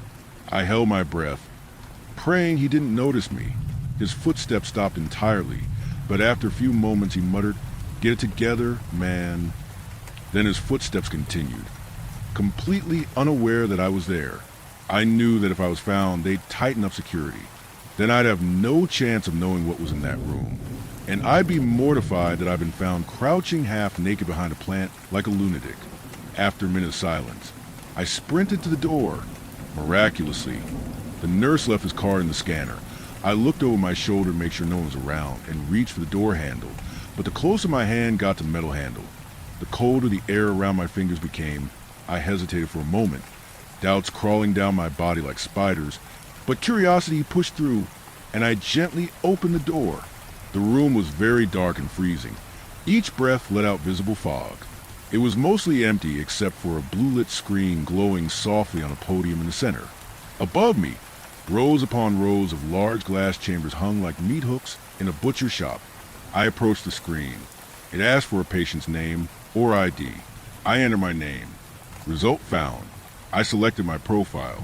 Name, Adam Jones, age, 35, sex, male, More data, such as blood type, medical history, etc., were listed. On the right side of the screen was a large green button. Spare. I immediately pressed it. A second profile appeared.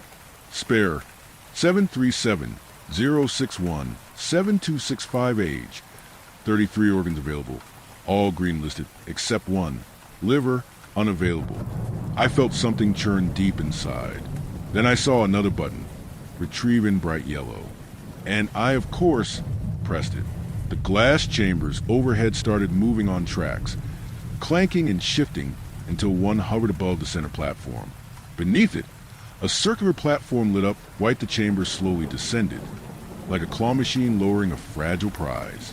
When the glass chamber stopped, I looked closely into it. A pair of white eyes stared back at me. I froze. Terror became a dark, oozing liquid. Clinging to me, the figure had long brown hair and wore a breathing mask with a tube covering most of his face. Wires coiled around his muscular frame, suspended in fluid, curled in a fetal position. Its gaze followed me no matter where I moved. Not alert, just instinctive. Infantile. Whoever this was, I had to help him.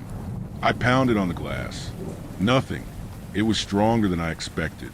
There had to be a way to open it. Hey, can you understand me? I asked the man desperately, but he stayed silent. I stared at him, hoping that he would show some sort of awareness. But the longer I looked, the more familiar he became. The hair color, the eyes, the face shape. I noticed two small moles on the man's curled hands.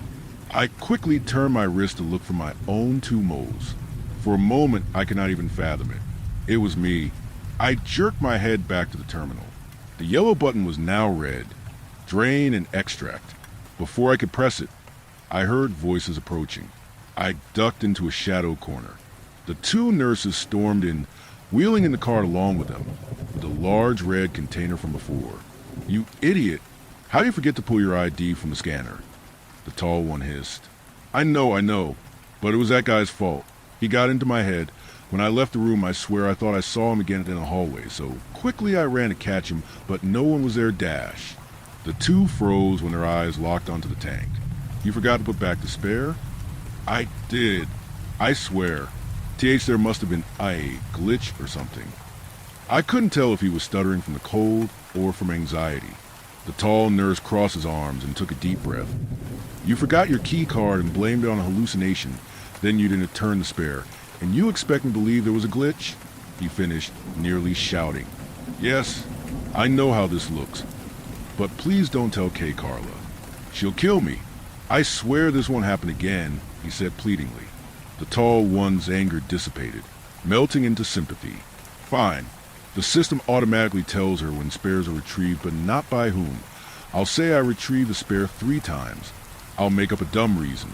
But you tell her about bumping into the patient and the key card. The short nurse nodded rapidly, eyes full of tears. The tall man pressed a button, returning the man in the chamber to its place. The tall man sighed. All right, which one is next, he said. His breath turned to fog in the freezing room. The shorter nurse wiped his eyes with the back of his hand and pulled out a clipboard from the cart. The short nurse cleared his throat. Tammy Warren. Idaho number is 6579650D08. Female, 24. Severe eye damage. Another one. There have been so many eye replacements recently. Is there disease or something to worry about? The tall man spoke as he typed on the screen. It looks like one eye is already unavailable. Is the patient sick? The capsules move again. No. I looked into it. Almost 90% of the eyes we remove from patients have the same strange residue on them. It's caused by this new hallucinogenic on the market, eye candy. Apparently, because new organs are more accessible than ever, people have started experimenting with it. It causes extremely vivid hallucinations, but almost always destroys the eyes. The worst part is the people who get a transplant after wrecking their vision almost always relapse. But unlike necessary organs, eyes don't need to be put into the spares to acclimate. He finished speaking when a new capsule lowered. It contained a young Asian girl, her hair black and shiny, swirling around her like a cocoon. The taller man shook his head. Those damn junkies. You'd think having a second chance would stop them from self-destruction. What if something happened to meat fridges? Has the thought never crossed their minds? They're taking their organs for granted, he spat. After a few moments of silent scribbling on the clipboard, the taller nurse spoke again. All right, get the cart ready. I'll drain and extract. He tapped on the screen again. This time the whole room lit up deep red, like a photographer's darkroom. My stomach dropped. They'll see me. The chamber drained of liquid. The girl descended slowly until her frail, naked body met the floor. She laid there motionless as the chamber glass slid to the side, granting access to their meat fridge. The short nurse gave a button at the side of the cart a long press, lowering it until the top reached his ankle. All right, he said. Like usual, I'll get the hands and you get the legs, the taller man ordered. The shorter man stretched his back and bent down to pick up the girl's legs and dropped them. Damn. Sorry, she's slippery. The taller man took a deep, steadying breath and patiently held onto her arms, used to his partner's incompetence. The shorter nurse grabbed a towel from the cart and wiped her legs dry. Sorry, he muttered again. The two men slowly picked her up and placed her gently into the red container. There wasn't even the faintest trace of resistance in the girl. She was more corpse than human. Just looking at her turned my stomach. I had to get out of there, and fast. The tall man walked back over to the computer and pressed the screen again. All right, which room? Room 411, the short nurse said, as the empty chamber ascended back into the rafters. The two nurses left, pulling the cart behind them. The silence in the room was palpable. I rushed over the screen and pulled up my clone's profile one last time.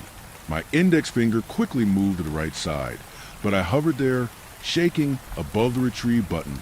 They'd know it was retrieved the fourth time. Why risk it? What if I needed another organ like Tammy? Yeah, I know how bad that sounds. I mean, I could get another organ grown. But what if it's my heart and they couldn't grow it fast enough? Or what if my body rejects it? I slowly looked up at the capsules, listening for even the slightest murmur for help. But the room was a silent graveyard. I could see faint eyes watching me from all around. A few had one eye. Even fewer had both. These weren't real people. I told myself. They were storage. If I opened the capsules, they'd probably just collapse helplessly too. I held my hand reluctantly over the X icon and closed my eyes and pressed down. Maybe someone else will help them. Walking out of that room, I convinced myself I couldn't, that I wouldn't even know how. Now, for years later, I know that was bullshit. I even knew it then, but I still walked away. I'm hoping that by writing this and telling the world that someone will see this and do what I couldn't. I couldn't help then and I can't help now. I can't go back. I can't face those lifeless eyes that I left behind. I still remember those eyes as I reached for another bottle.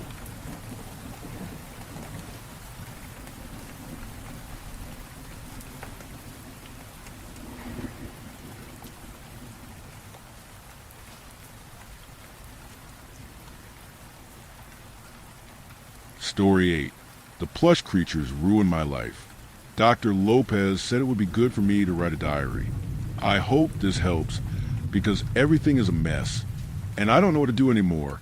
My father used to say that there is no worse feeling than imagining how things could have been if you had done something you didn't do. And today, I couldn't agree more with him. That applies to missed opportunities, but also to terrible things, things that could have been avoided. If evil had been cut off at the root since Martha left with Edith, the strange things happening in this house have only gotten worse. Maybe, I don't know, maybe I'm losing my mind because of everything that happened, but it's all because of those damn plush toys. I remember the day the first one appeared. Since I was unemployed, I had plenty of free time to pick Edith up from school every day, which was great, because before, Martha had to rush to pick him up during her lunch break, since she worked closer to home and the school. That day, I had just arrived home with him, and he wanted to run, as usual, straight to the TV, a habit I was trying to break. I made him go take a bath, while I went to his room to find him some clothes to wear. That's when I saw it on his bed. At first, it startled me. For an instant, it looked like some strange animal lying on the bed, but I quickly realized it was just a plush toy. The relief, however, didn't last long. The closer I got, and the more I examined the object, the weirder it became. It looked like a little plush cow. It had a round body, with strange long dangling legs like cords. Its horns were also very long, the same size as its head, and its eyes were misaligned, one higher than the other. But the strangest thing was what it had on its head, between the horns, and all down its back. They looked like eggs, oval little plush balls, sewn in clusters, individually harmless. But grouped that way, they looked like a tick infestation. It was disturbing. And what was that even supposed to represent? Was it some cartoon character? The more I stared at that thing, the more unsettling it became. Then Ema surprised me, stepping out of the bath wrapped in a towel. "What's that, Dad?" He ran toward the plush toy, excited. "Where did this come from, son?" I asked, wondering who could have given him such an ugly, distasteful gift. "I don't know, Dad. It wasn't there when I left." That wasn't possible. Martha had taken him to school before going to work, and I had been home the whole day. There was no way anyone could have put it there in the meantime. That night, I asked my wife about it, and she didn't give it much thought. She said maybe some uncle had given it to him, and he'd forgotten. Forgotten? How could he forget something like that? The thing was bizarre, but Martha didn't seem to have time to deal with it. Always busy, always worried about hospital matters. At that time, I felt an urgent need to find a job to ease her burden. Things only got worse from there. Other plush toys started showing up. A red spider with very long legs, a yellow ball with bulging eyes and a toothy grin, a three-legged frog with giant tongue that wrapped around its body, and several others. We asked my parents, Martha's parents, our siblings, uncles, aunts, grandparents, and even Ema himself, but no one had given him those strange plush toys. The worst part was that, at first, Ema liked them. We thought about throwing them away, but the boy went crazy when we suggested it. We inspected the toys, and they didn't seem dangerous. Sometimes, it all seemed like an exaggeration on our part. In the end, we let him keep them.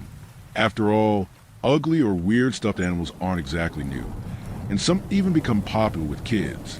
Within a month, the house was already full of strange plush toys. I don't know how we didn't realize how weird that was at the time, but they kept appearing little by little, one at a time. Sometimes, I even suspected that Martha was trying to play a prank on me, and maybe she thought the same of me. But the truth is, we had so many other things to worry about. Martha always rushing with work at the hospital, and me job hunting. Every day, while Emeth was at school, I went around dropping off resumes and attending job interviews. The situation with the plush toys only really caught our attention again when things started getting stranger. There were always plush toys scattered around the house, and when we complained to Emeth, it was always the same answer. "Emeth, I told you not to leave these toys all over the living room." I scolded him, always stern. "I know, Dad." He'd say, picking them up, "I put them in the toy chest, but they keep coming out." We thought it was just a childish excuse for his own mess. Until Leonore's birthday. Leonore was the daughter of an old friend of ours. Emeth was very excited to go, but me, I don't know. I wasn't in the mood for long social interactions. Besides, after a full day of job interviews, I was exhausted.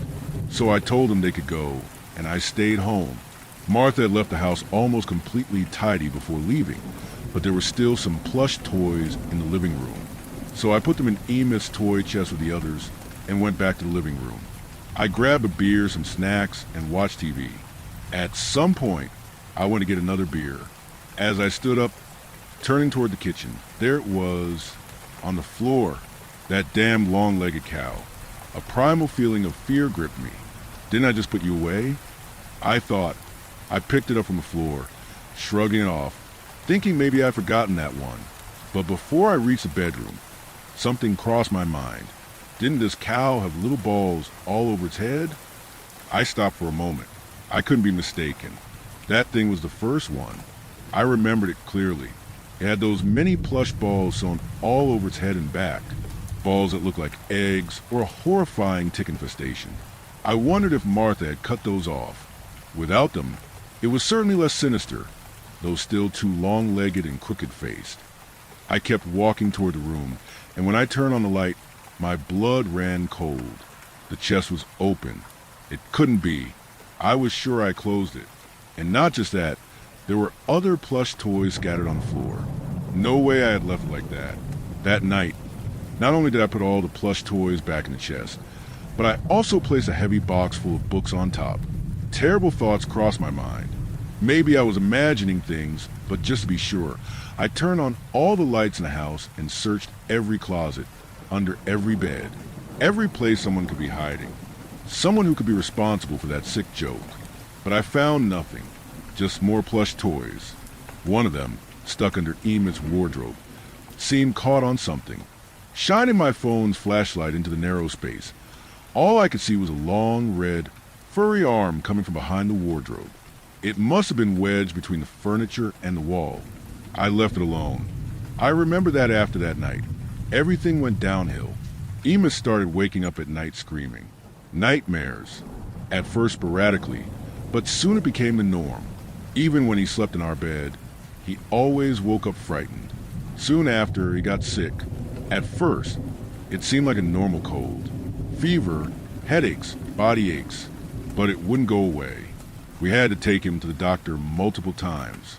No doctor could say exactly what it was. Each one gave a different explanation, leading to more treatments, more medications, more expenses. And he stayed sick. With those extra expenses, Martha had to take double shifts at the hospital. So I took care of Emmett in the house alone, which might not have been a problem under other circumstances.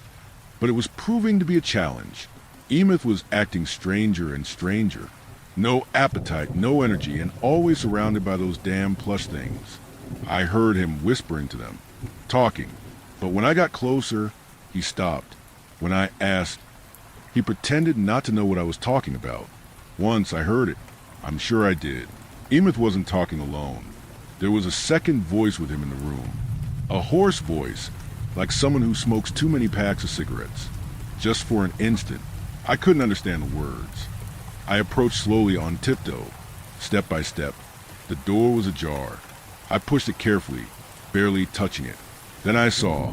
Damn it, I saw. I am not crazy. Emmett was curled up in the sheets, on the bed, as always, but he didn't look weak like usual. Around him, all the damn plush toys were standing. They had no skeleton or joints. They were soft. There was no way they could be standing like that. But that wasn't the worst part.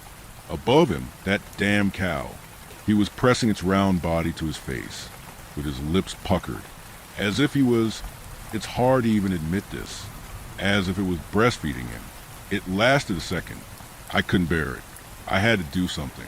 When I suddenly burst into the room, all the plush toys were back in their usual spots. Now fallen, inanimate, he widened his eyes in shock. I tore that damn cow from his hands and stormed to the kitchen. He followed me screaming, no longer looking sick, completely frantic. I had to put an end to it. Maybe it was difficult. For someone else, maybe, looking at that situation from outside, I could just look like a cruel father taking away his sick child's favorite toy. But I know what I saw, and a father has to do what a father has to do. I grabbed a knife in the drawer and plunged it deep into that plush toy, slicing its round belly open from top to bottom. Emmett cried, screamed. It was as if he himself was feeling the cut. But nothing could have prepared me for what came next. From the gutted belly of the thing spilled out a pile of white cotton stuffing. But not just that. Misshapen lumps of fleshy tubes and sticky entrails spread across the floor. They looked like kidneys, livers, intestines, but I couldn't be sure. Quickly, the kitchen floor, the knife, the toy, everything was drenched in blood, as if I had just killed a living animal. I dropped everything, grabbed him into my arms, still crying, and ran to the living room. In shock, I pressed him against my chest in protective embrace, even as he thrashed around. I don't know how many hours I stayed there, in the armchair. Eventually, he calmed down and fell asleep in my arms. His body burned with fever. When his mother finally came home, she said the neighbor had called her, saying she heard screams and desperate crying, that she tried to call me, but I didn't answer, so she left work early worried. I laid the boy, asleep, on the couch. and told her she needed to see something. I didn't know how to explain, didn't know where to begin. All I could do was lead her to the kitchen, imagining that when she saw the scene, full of blood and entrails, she'd believe me. To my surprise, that wasn't what happened. When we got to the kitchen, the plush cow was still there on the floor next to the knife, its belly open, stuffing everywhere. But there was no blood, no entrails. Instead, a long pink felt tube and other equally cartoonish organs, all made of felt and cotton. After that, of course, Martha, who already thought I was losing my mind, was certain of it. And then the fights intensified. We weren't sleeping. We were in debt. We were going through a very difficult time with Emeth. And obviously, there was something in all of this that only I could see. A whole month of arguments and fights led to the moment Martha couldn't take it anymore. She asked for a divorce and went to live with her parents until she found a place of her own. And of course, she took Emeth with her. At the time, I thought maybe it was for the best. Maybe the boy, cared for by her and his grandparents, would be better off than with me. The day they left, Martha packed only clothes and personal items. Emeth begged to take all the plush toys, but Martha refused. She said they'd come back for the rest later. He reluctantly agreed. It wasn't just anger in his eyes, it was fear. When everything was ready, Emeth came to say goodbye to me. His mother was waiting in the car. He hugged me as tight as he could. I hugged him back, kneeling down to his height, holding him as if I'd never let go. I love my son, and that's exactly why I was doing this. As painful as it was, leaving would be the best for him. But before letting go, in the very last second, he whispered in my ear. They said they wouldn't hurt you and Mom as long as I obeyed, he whispered in a sad, confessional tone. I could only widen my eyes, and before I could ask anything, Martha honked from the car, calling him. He hurried away. I didn't go inside right away. I stood there, watching Martha's car shrink into the horizon until it disappeared. Then I stayed outside. First, I told myself I needed some air. Then, that I wanted to see the sunset. The truth is, I was afraid to go back into my own house. At some point, I convinced myself it was ridiculous, and I went in. I didn't have dinner that night. I just grabbed the Jack Daniels bottle from the shelf and sat near the door on the floor, staring at the hallway leading to Emeth's room. His words echoed in my head. The images of that day when I silently entered his room haunted me. Slowly, things began to make sense. Whatever he was doing because he believed it was protecting us. That night, I couldn't move from there. I drank until I passed out, and it was just the first time. After Emeth left, I placed several heavy things on top of the plush toy chest and kept his room locked. No more plush creatures appeared around the house, but that didn't make my nights more peaceful. In the following days, I couldn't sleep sober anymore. The agonizing feeling of thousands of eyes on me, even though I hadn't seen any more plush toys. So every night, I drank myself unconscious. I ate less and less. The feeling of being watched was constant, as if something was staring at me all the time, through doors and walls. Sometimes, I was sure I could hear banging inside Emeth's room. Sometimes, knocking at my own bedroom door. A week had passed since Martha left. I couldn't take it anymore.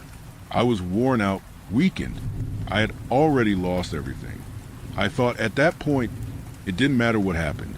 So I did what I had to do. I opened the room. Everything was there, just as I had left it. The chest closed, the heavy box on top. When I opened it, they were there. All the plush creatures were inside. For an instant, it seemed like everything I'd been feeling was just in my head. But I wasn't going back. I was done. It would end there once and for all. I grabbed the scissors and started cutting the toys apart. One by one, I slit their bodies open, chopped off their heads, ripped out their limbs.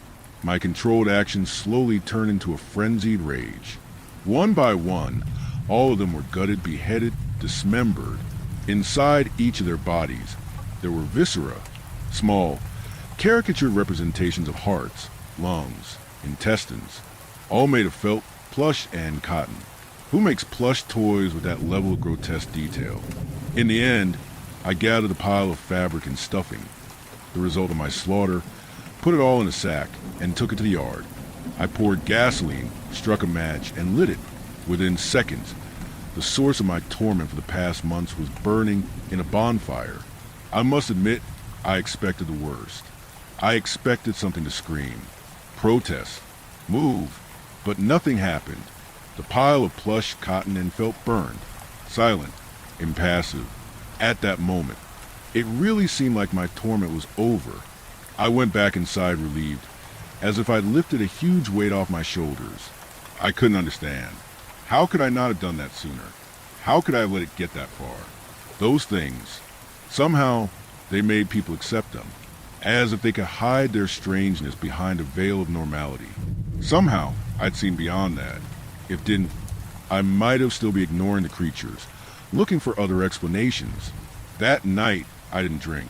For the first time in a while, I slept peacefully. No feeling of being watched. No sounds.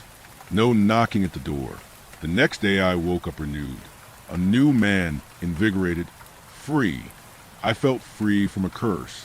I went back to job hunting, attended some really promising interviews the next day. That was also when I started seeing Dr. Lopez. Martha had recommended her when she began to think I was losing my mind, but I dismissed it. Now, with things improving, I felt like I wanted to heal, to fully recover, no matter the cost. So I agreed to therapy. I had a hard time telling her everything that really happened. I knew she couldn't tell anyone, and that she couldn't help me unless I was honest. But I couldn't speak, so she suggested I write everything down in the form of a diary. At that moment, I felt like I had fixed my life, and that everything would get better.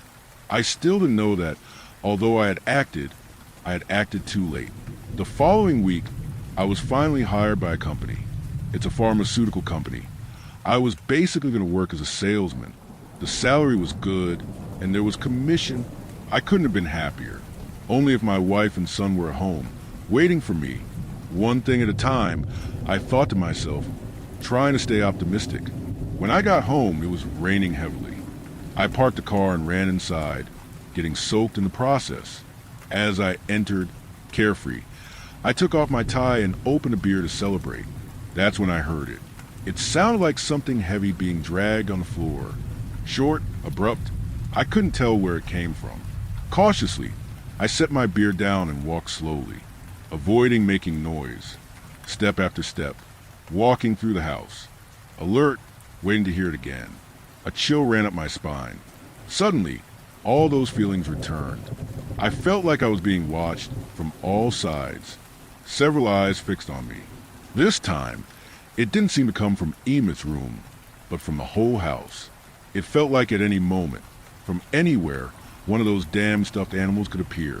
But I looked around in torment and saw nothing. I kept walking toward Emmett's room. Then it happened again. The shrill sound of something dragging. This time I was sure it was the wardrobe. I approached the door. I heard more noises, this time faint ones, like things falling onto the floor of the room. By then, my mouth was dry. I was sweating cold. I didn't know what I was about to see, but I wasn't ready. I went to the kitchen and grabbed a knife. I came back to the room. The noises inside were still going. I took a deep breath, gripped the handle of the knife tight, and opened.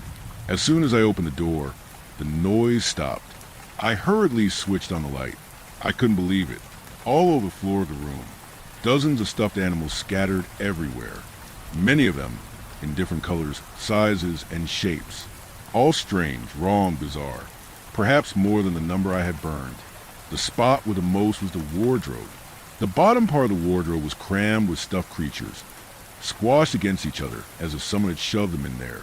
On top of the furniture, a pile of stuffed creatures, from which one or another would occasionally fall, rolling onto the floor. The wardrobe seemed to tremble. Another plush fell from above. I trembled, stunned. If I ever had doubts, this was a profane materialization of all of them. Those things were clearly coming from behind the wardrobe. I carefully approached. Two more fell from on top of the furniture. I struck out with a knife in reflex, startled. The wardrobe would move now and then, as if something behind it was trying to push it forward. In a desperate and sudden move, I grabbed the side of the empty piece of furniture and pulled with all my strength. It wasn't a large piece, and it was light. Quickly, it tipped over under its own weight, falling forward. I raised the knife in a furious motion, teeth clenched, ready to fight. But soon my aggressive stance dissolved into a cloud of stupefaction. A cold wave swept over my body. My arms and legs buckled. The knife slipped from my hand. Nothing could have prepared me for that. On the wooden wall, a large tear in the wallpaper revealed a slit almost a meter wide. From inside the walls, a shapeless mass of stuffed creatures, completely jammed together, crushed against one another. Hundreds of them. So many it was clear the pressure they put on the wall. The wall boards cracked with loud sound that seemed like pounding. Eventually, one of them was spat out with force. I couldn't move. Fear paralyzed me.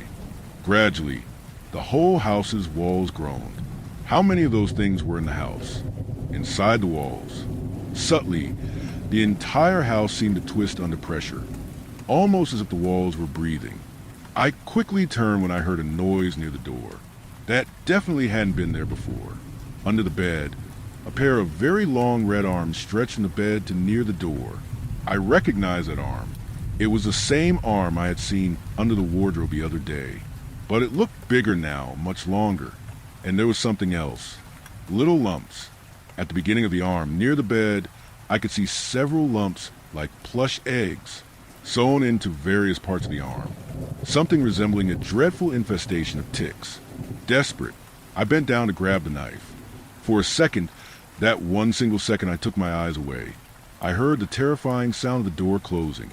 I let out a guttural sound of terror when I lifted my head, only to see the door shut, one of the long red arms that came from under the bed now gripping the doorknob. I felt the whole house tremble again, looking around, when something grabbed my leg. It was a strange stuffed octopus covered in googly eyes all over. I shook my leg desperately, but that was only the start of a greater chain reaction. Little by little, the other stuffed things began to stand up, slowly, their movements unnatural, as if pulled by invisible marionette strings. The thing on my leg began to move, and in a desperate act, I stabbed it with the knife. When I did, I felt the searing pain spread through my own leg. The whole house seemed to tremble, and I could hear a deep hiss coming from under the bed, like a mix of a snake's hiss and a car engine rumbling.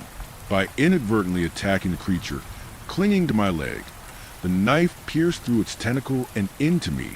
The creature let go, and blood spread plentifully across the floor. I couldn't tell if that blood was only mine, or like when I tore the first plush. The bed scraped, as if something large and massive was thrashing underneath it. More stuffed toys fell from the slit. The things, now upright, crawled slowly toward me. The only possible way out I saw was the bedroom window.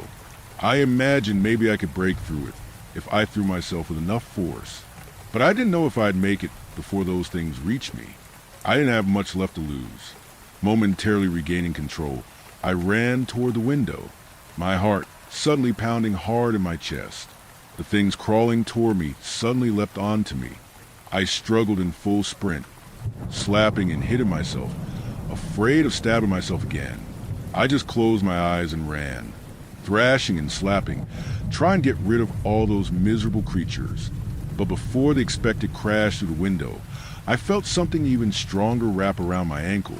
Before I could even look, I felt the tension of a rope pulled taut, and I simply fell, being dragged across the floor. I twisted my body, still being dragged in a quick, desperate motion, and in between screams of terror, I struck several blows with the knife at whatever held my leg. I felt the pain of the knife piercing my own flesh again and again. But quickly, that enormous hand let go of me. I could hear again the sound of that hiss mixed with a car engine. Then finally I opened my eyes as I tried clumsily to crawl away, still lying on the floor. What I saw under the bed was not from this world. The creature must have been the size of a 7 or 8-year-old child, but its long cord-like arms stretched out in coils, wrapping around and around under the bed, covered entirely in short red fur. Its 8 eyes were milky and yellowed like a corpse's. Its twisted mouth, in a momentary scream of pain, had no lips. It was just a circular hole in the middle of its face, full of layers upon layers of sharp teeth that went down its throat. On its back, hundreds of white eggs of different sizes stuck to its body with a kind of dried yellowish sap. That thing was not made of plush. And when I finally managed to get up, I saw that none of the other things were either. The creatures seemed to feel pain along with the monster under the bed, and they all froze, letting out a shriek of agony in unison. Those things, they weren't the same as a second before. There was no plush, fabric, felt, or cotton, only flesh, hide, scaly skins dripping with slippery mucus, paws, tentacles, deformed faces with too many or too few eyes, twisted mouths full of needle-like teeth. The very slit in the wall wasn't a hole in the wood stuffed with plush toys. It was a bulbous, membranous thing, full of skin and secretions dripping like an open gash into something alive, from where those infernal creatures sprouted. All of it lasted just a moment. The next second, all the horror had been replaced by silky synthetic fabrics in vibrant colors. All the creatures went back to being stuffed toys, or I went back to seeing them as such, but I could never unsee what I had just seen. Still disoriented and limping, I charged now toward the door. The creature under the bed had withdrawn its hand when I struck it, leaving the door free. The infernal army of stuffed beings crawled after me, but I had gained a good lead. I opened the door, desperate. I ran like never before in my life, the searing pain in my leg threatening to bring me down with each step. Still I ran. I could hear the mass of creatures piling up in the hallway, knocking things over along the way. In the distance, I heard what must have been Emit's bed being hurled aside. I didn't look back. As soon as I reached the yard, I shut the door behind me quickly, holding the handle tight as several things banged against it from the other side. I pulled a chair nearby and used it to jam the door shut. It wouldn't last forever. Confusion overwhelmed my mind. Now still, the pain in my leg doubled, spreading everywhere. I needed to do something. I looked around desperately. Then I saw it, there in the yard, next to a pile of ashes. A nearly full can of gasoline and the matches. I didn't think twice. I can't say if what I did really killed all of them. Maybe some managed to escape, but those that were inside the walls surely burned along with the house. At least until now, here before the massive fire, I haven't seen anything come out. It's already dawn, and in the distance, I hear the sounds of fire truck sirens. I think that's enough. I don't know what Dr. Lopez will say about this account. I hope she can help me. Or commit me, I don't know. I just want things to go back to the way they were before.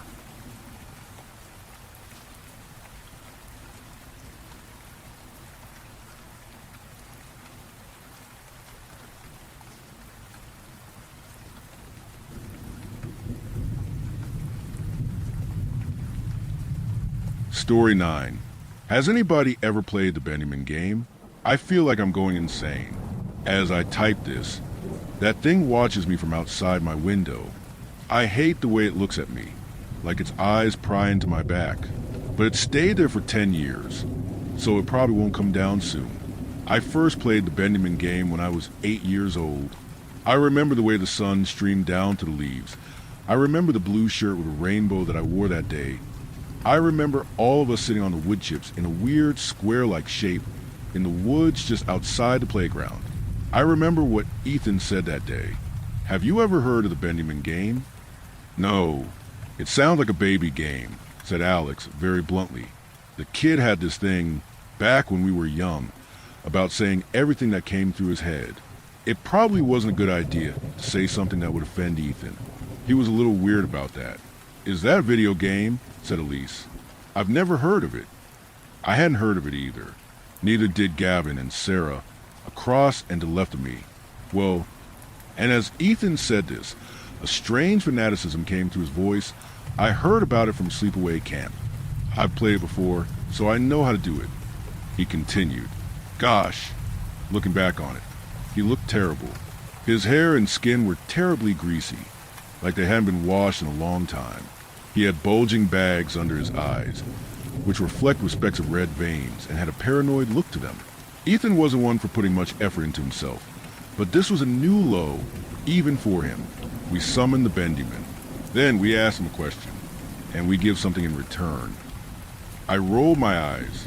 Bendyman? Sounds like a knockoff version of the Slender Man, and it does sound like a baby game. It's not a baby game.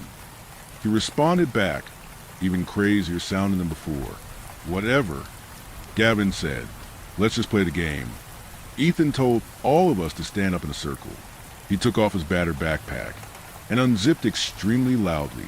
Out of it, he pulled out an antique hair comb, a cigarette lighter, a paper crane, an old diary, and oddly enough, a necklace that belonged to my mother when she was still on this earth. I want to know where he got that, but I was weirded out enough to know not to ask.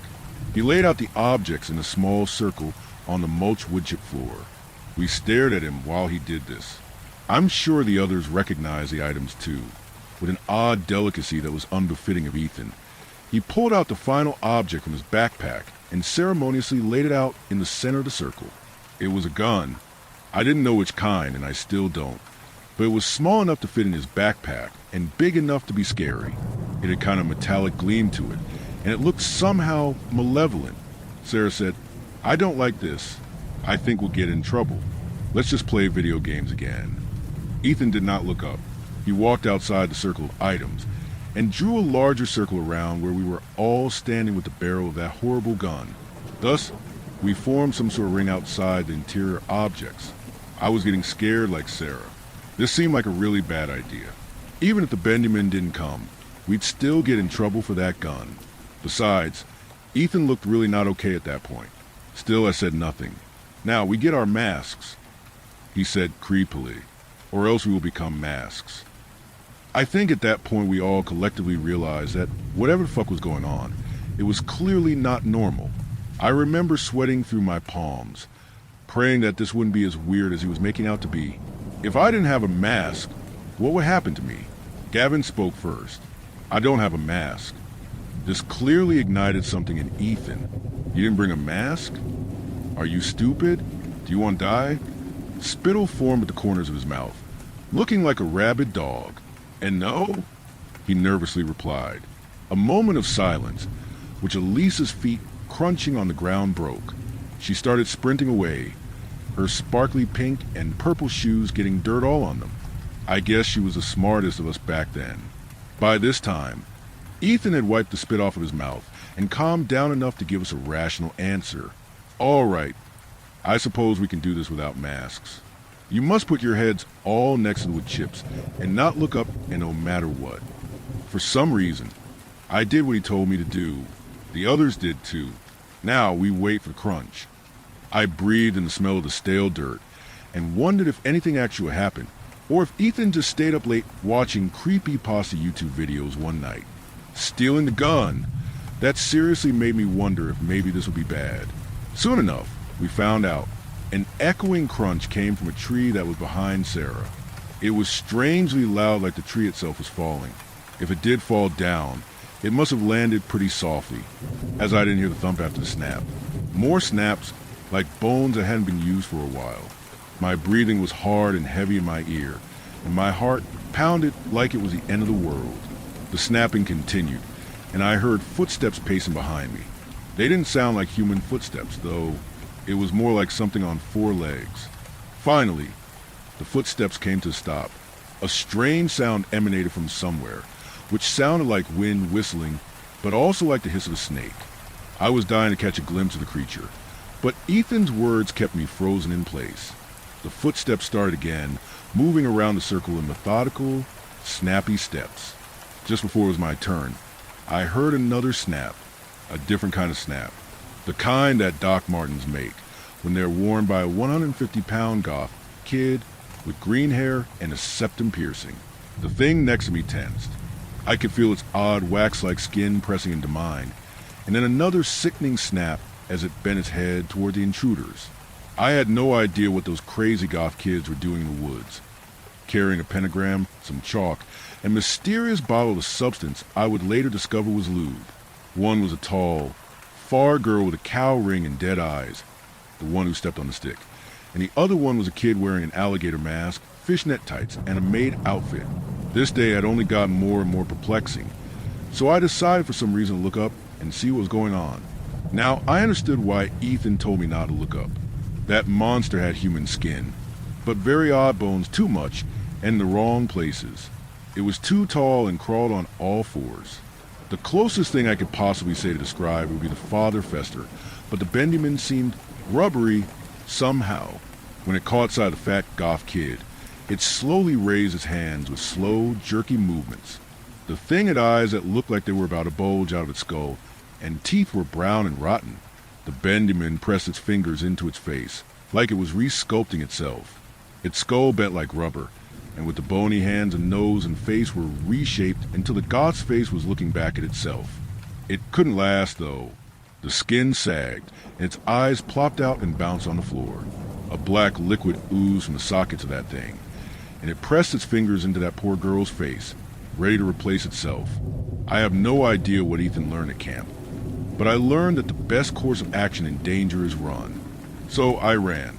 I ran as far as my small green Nike shoes would take me, through the summery woods, past trees, crunching on with chips, until I reached my house.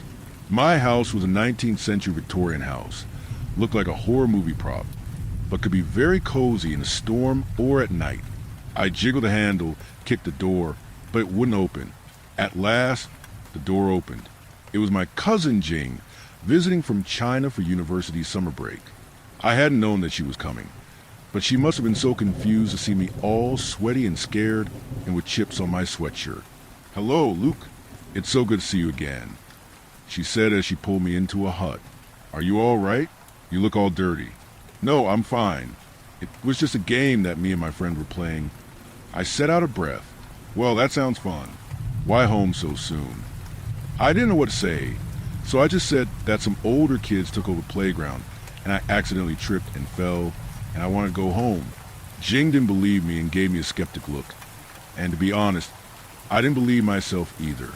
I spent the rest of the day locked in the upstairs, praying that the Benjamin wouldn't find me and steal my face.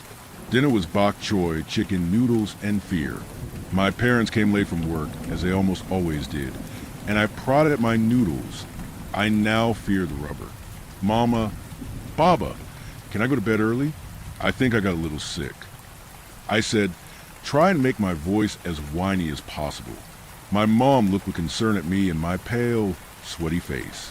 Still, she let me go without questioning too much. That night, I couldn't sleep. I tossed and turned. The smell of burning rubber seemed to follow me everywhere. All that was malleable was acceptable to sculpting. Only in rigid objects was safe to be found. I stepped on the floor, and my feet took me to the door. I heard my bones crack, which comforted me a bit since it proved that I wasn't rubber yet.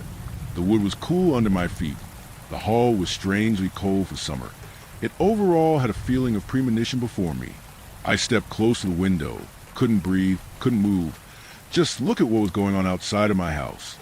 I heard a methodical tapping. It broke my trance and sent me sprinting back to my room. It didn't follow me and I couldn't catch another look, but at least I knew that I wasn't crazy.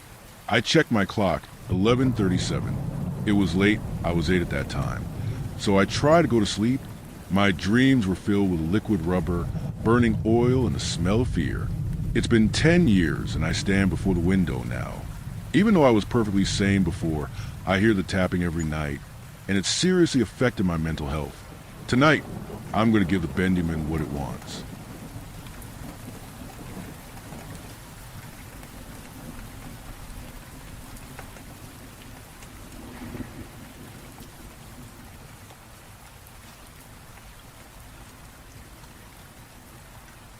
Story 10. Help! I bought a strange book that I can't stop reading. I'm afraid of how it ends. Since I was young, I have loved books.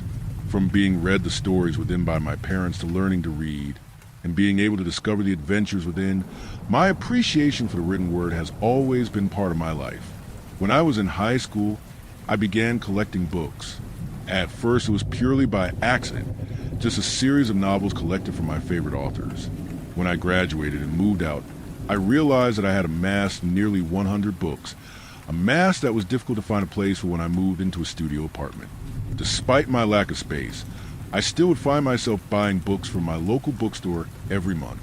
When I moved out of my tiny apartment into a 2-bedroom apartment, my best friend Lexi mentioned that it was a good thing I had picked a place with a room where I could store my collection of books, which had tripled in size in the 4 years since I moved out on my own. It was after I set the last box of books in what was soon to be my home office that she mentioned that I could probably make some money off the books that I had acquired. With all of these books in here, I am sure there are a handful that are actually worth more than what you paid for. Lexi said looking at an old first edition of The Great Gatsby that I had stacked on a precarious pile of J.R.R. Tolkien and C.S. Lewis novels. I wouldn't even know where to begin. Plus, I like having these tomes of history surround me. I replied as I glanced at the confusing IKEA instructions for the first of many bookshelves that I would be building throughout the evening. Just look online. I am sure you'll be able to find a place that buys old books. You might even make enough money to add more to your collection. She replied before grabbing us a couple beers for the long night ahead of us. With that simple suggestion, I entered into a rabbit hole of buying and reselling books, always certain to add to my collection more than what I sold off. I began searching estate sales and Goodwill for old books that I could add to my collection, and on the rare occasion sell off for more books spending money. It was during one of my visits to an estate sale in a neighboring city that I found a peculiar book among a shelf of first editions and misprinted first runs. Bound in blue leather with an intricate gold trim was a book called 999 New Beginnings by Seafield. Before I was able to open the book to begin to identify how old the book was, the liquidator of the estate said that the collection of books could be mine for a bargain. $9,000 later, a price I was certain to make up for the selling of first edition of Blood Meridian, I gathered my new friends and returned home to my own personal fire hazard of a collection. After I listed a few of my recent purchases online, I picked up the 999 New Beginnings and turned to the copyright page. However, I could not find the page in the first few pages of the tome.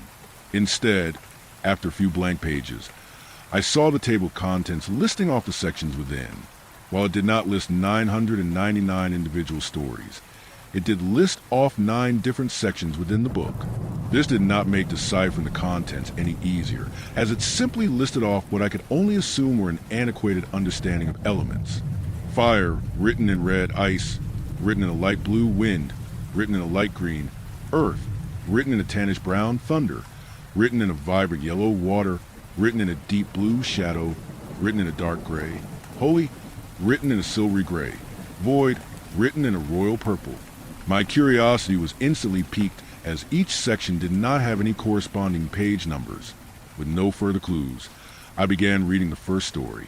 The first story, with fire and earth above, told of a poor boy that lived within a desert kingdom. He struggled to find work and had to rely on his cunning to steal food to feed himself and his elderly mother. When he was caught by the royal guard, he avoided death by convincing the guards that he was actually the prince of the neighboring kingdom. When the Sultan heard of the guard's disgraceful behavior, he begged the prince to marry his daughter to avoid a potential war that could arise for false imprisonment of the prince. The boy agreed and married the daughter, and had his elderly mother join them as his personal confidant. The story was simple, but while reading it, I felt the oddest sensation. I could feel the desert heat and smell the fresh baked bread, as though I was reading the book in that fictional place rather than in my air-conditioned apartment. I could feel my mouth drying out from the heat of a burning sun above, and had to pause to get a glass of water before I could keep reading the book. When the boy celebrated his wedding and drank wine and ate fruit, I could almost taste the flavors of what the book was describing. To me, the allure of books is their ability to make the reader feel like they are present in the story they are reading. It is why I have been so devoted in my love for books. But the book I had stumbled upon did by far the best in making me feel like I was actually there. I turned to the next story, Water and Wind, depicting a story of fishermen catching a fish that was told to be impossible to catch. The entire time I read, I could smell the salty air and could almost feel the wind blowing mists of water onto my hair. When his boat capsized, it was as if I too was struggling to catch my breath as the man untangled himself from his net and swam his way up for air. When he finally took in a lungful of air and began to cough up water, I too had the sensation of coughing water out of my lungs. When the man made his way back to shore and entered the lighthouse and collapsed by his fireplace, I too could feel the warmth of fire spread across my own shivering form. Despite the second story having a much more physical reaction out of me, I was unable to set the book down. I was drawn to the complete immersion I had while reading such simple yet captivating stories. I carried the book with me to the kitchen to grab a cup of coffee before reading the next story with the words ice, wind, and shadow written above. The third story was set on the Bering Land Bridge and followed a nomadic tribe as they hunted a mammoth. The chill of the cold climate ached at my bones, and I had to grab a blanket and turn off my air conditioning. A deep hunger began to ache in my stomach as the text described the weeks without any meat, and the meager provisions quickly diminished. When the tribe was forced to consume the flesh of those who had dropped due to starvation, I could feel the repulsive lurch in my stomach, as though I too had partaken in the morbid consumption of human flesh. With the success of taking down the great beast near the end of the passage, I joyfully celebrated with the characters as they danced around a fire and praised their god for a successful hunt. However, when the tribe reached a strange new world, one of the characters fell and broke her leg, and was left behind as the rest of the tribe ventured onward. With the close of the story, I began to feel a deep ache in my leg. While clearly my leg did not have a piece of bone jutting out, there was a ghostly pain as though I had once broken my leg years ago. I sat the book down and walked toward the bathroom. The sudden heat of the summer day permeated, and my decision to turn off my air conditioning seemed to have been a poor decision. I turned the unit back on, mildly amused that I had been so engrossed in the story that I had also joined in the freezing temperatures. It was as I staggered toward the bathroom that I realized my steps were not like my usual stride. I could still feel the phantom pain in my leg despite never having received an injury like that before. I decided that sleep was all that I needed. I had obviously engrossed myself into the book and just needed some rest. A glance at the clock revealing that it was already well into the early morning confirmed my decision, and I laid down for the night. Sleep welcomed me with dreams of desert kingdoms, fishing boats by lighthouses, and cold nights of desperation in search of food that wasn't human. Upon waking, I checked my laptop to see that a couple of my listings were already purchased and hastily prepped the books to be shipped. With a quick run to the post office and a stop at a local bookstore to buy a couple Grisham and Patterson novels, I returned home to continue reading the strange book I had acquired. The fourth story, thunder and holy marked at the top of the page, told of the youngest son of a noble family joining the clergy. When the middle brother was killed during the 30 Years' War, and the oldest brother was excommunicated for his blasphemous beliefs against the church, the youngest brother was sought after to take charge of the family holdings. As he prayed for guidance for what he should do, a bolt of lightning struck the fir tree he would often sit under when he would think back about his childhood. As the tree burned down, I could smell the scent of burnt wood and light rain fill the air. The man decided that it was a sign to forsake his past and stay true to his faith. He refused the call and remained a clergyman, gaining much notoriety for his devotion. He died an old man, respected by the community for his devotion to faith, his family name forgotten, along with any status that they once held. I immediately jumped into the next story, labeled as Shadow and Void. The story followed a young man who was recruited by his twin sister and her friends as their designated driver and drink observer. There had been a string of girls that had gone out and had disappeared without a trace. The young man vigilantly watched out over his sister and her friends, placing his hand over drinks and tossing them out when unsavory characters lingered for too long near them. Strangely, the book had what looked like a couple of missing pages. Inspecting the book closer, I noticed a slight fray of the remnants of the pages. An overwhelming disappointment filled me as key details of the story would be missing, but I relented and continued reading. A strange sensation of dread filled me as I continued reading. With a quick step, the young man caught up with his sister. He palmed the pill he was given by the overly friendly receptionist before tossing a breath mint into his mouth to dissuade her from any further inquiry. He entered the elevator with his sister before reassuring her that everything would be fine and that they would find her friends. As the elevator doors closed, they began to descend, his sister reaching for her head with slow and unsteady movements. He reached out for his sister, trying to catch her before she fell. When the sound of rushing air filled the small chamber and gas obfuscated his view, he began coughing, struggling to catch his breath, as I too could feel my lungs begin to fill with foreign gas. He dropped to the ground as his vision blurred before falling into darkness. I had entered into a trance-like state. unable to pull myself from the pages of the book. My hands, no longer my own, turned the page. Every nerve in my body screamed in protest as a flood of pain howled to my core. The man was suspended, looking out at his sister as her body was cut open and vivisected. Pieces of her spread out into silver trays next to the medical table she laid upon, glancing over toward the mirror erected at the foot of his own table. The man saw, but could not comprehend the sight that mocked him. He was nothing but a collection of his nervous system, connected to his eyes and brain. His physical form, not even a shell of its former self. Instead, it was a loose series of cords attached to a fatty chunk of gray. If he had a mouth, it would be screaming in terror. One of the men in sterile white casually looked over at his form, expressionless due to the face mask and strange glasses. With a few steps, the fiend in the doctor's disguise approached the machine and made a few keystrokes before the young man returned to darkness. When the world returned, he was screaming. He began to ask of his sister and what happened to him, but was met with only confusion. He didn't have a sister. He was an only child, and the people standing over him were his caretakers. When he sheepishly looked towards a mirror at the foot of his bed, the terror paralyzed him. Looking back at him was a face he did not recognize. He was in a body that was not his own.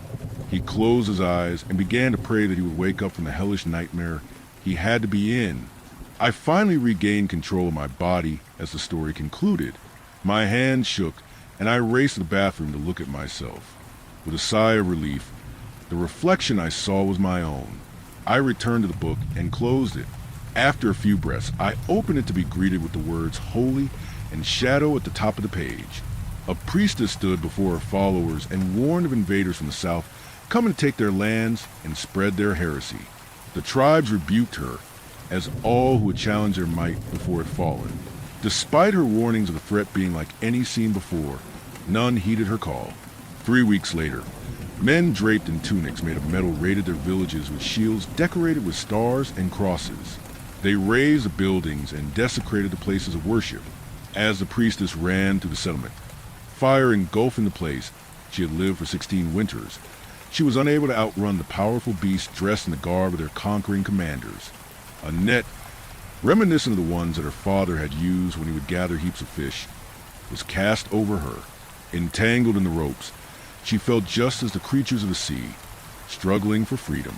As she was bound and dragged from her home, she watched as the burning village grew smaller and smaller, until only the faint glow of destruction was all that could be seen in the horizon. Set beside several other women and a few badly bruised men, the foreign invaders tossed small chunks of dense hardtack, with a lot of them, and a small mouthful of bitter wine. They yelled in a tongue that the priestess could not understand, but a man amongst the soldiers that was one of her kinsmen, but dressed more like the soldiers, translated for them.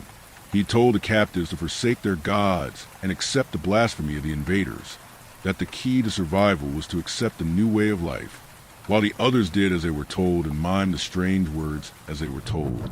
The priestess refused and spat the bitter wine and stale food out the towering figure standing before her, refusing to renounce her faith for the lies of invaders. The priestess was forced to her feet. The determined look in her eyes mirrored her resolve. Her resolve was broken as her eyes were gouged out with a burning hot blade. My eyes seared with pain, and I dropped the book. I rushed to the bathroom, bumping into everything as I cried out in pain. The cold water I splashed onto my face soothed the fiery pain until I regained my sight a few minutes later. I dropped back and sat on the floor, rested my head against the wall as I contemplated the bizarre physical responses that I had experienced while reading this strange book. Despite every warning signal in my brain to leave the book alone, I returned to finish the story. The former priestess did as her attackers commanded. She ate their food, drank their bitter wine, and mimicked their alien tongue. Her world was now dark. The sight she had been blessed with to see the warnings of the future were now cut off, as she was no longer able to see anything ever again, guided to an unknown and unlikely future. Whenever she was commanded to do something, she did. The encouraging words of her kinsmen did little to mend her soul. She was held in high regard, but because of her warning being belittled, none of them would be able to practice what would become the old ways ever again. The story ended with an unforeseen future for former priestess. As my hand prickled with pins and needles throughout, I turned the page and read the top of the next page. It was titled with the royal purple of the word, void. Hesitantly, I began to read the next story. There was a young woman who was afraid she would disappear.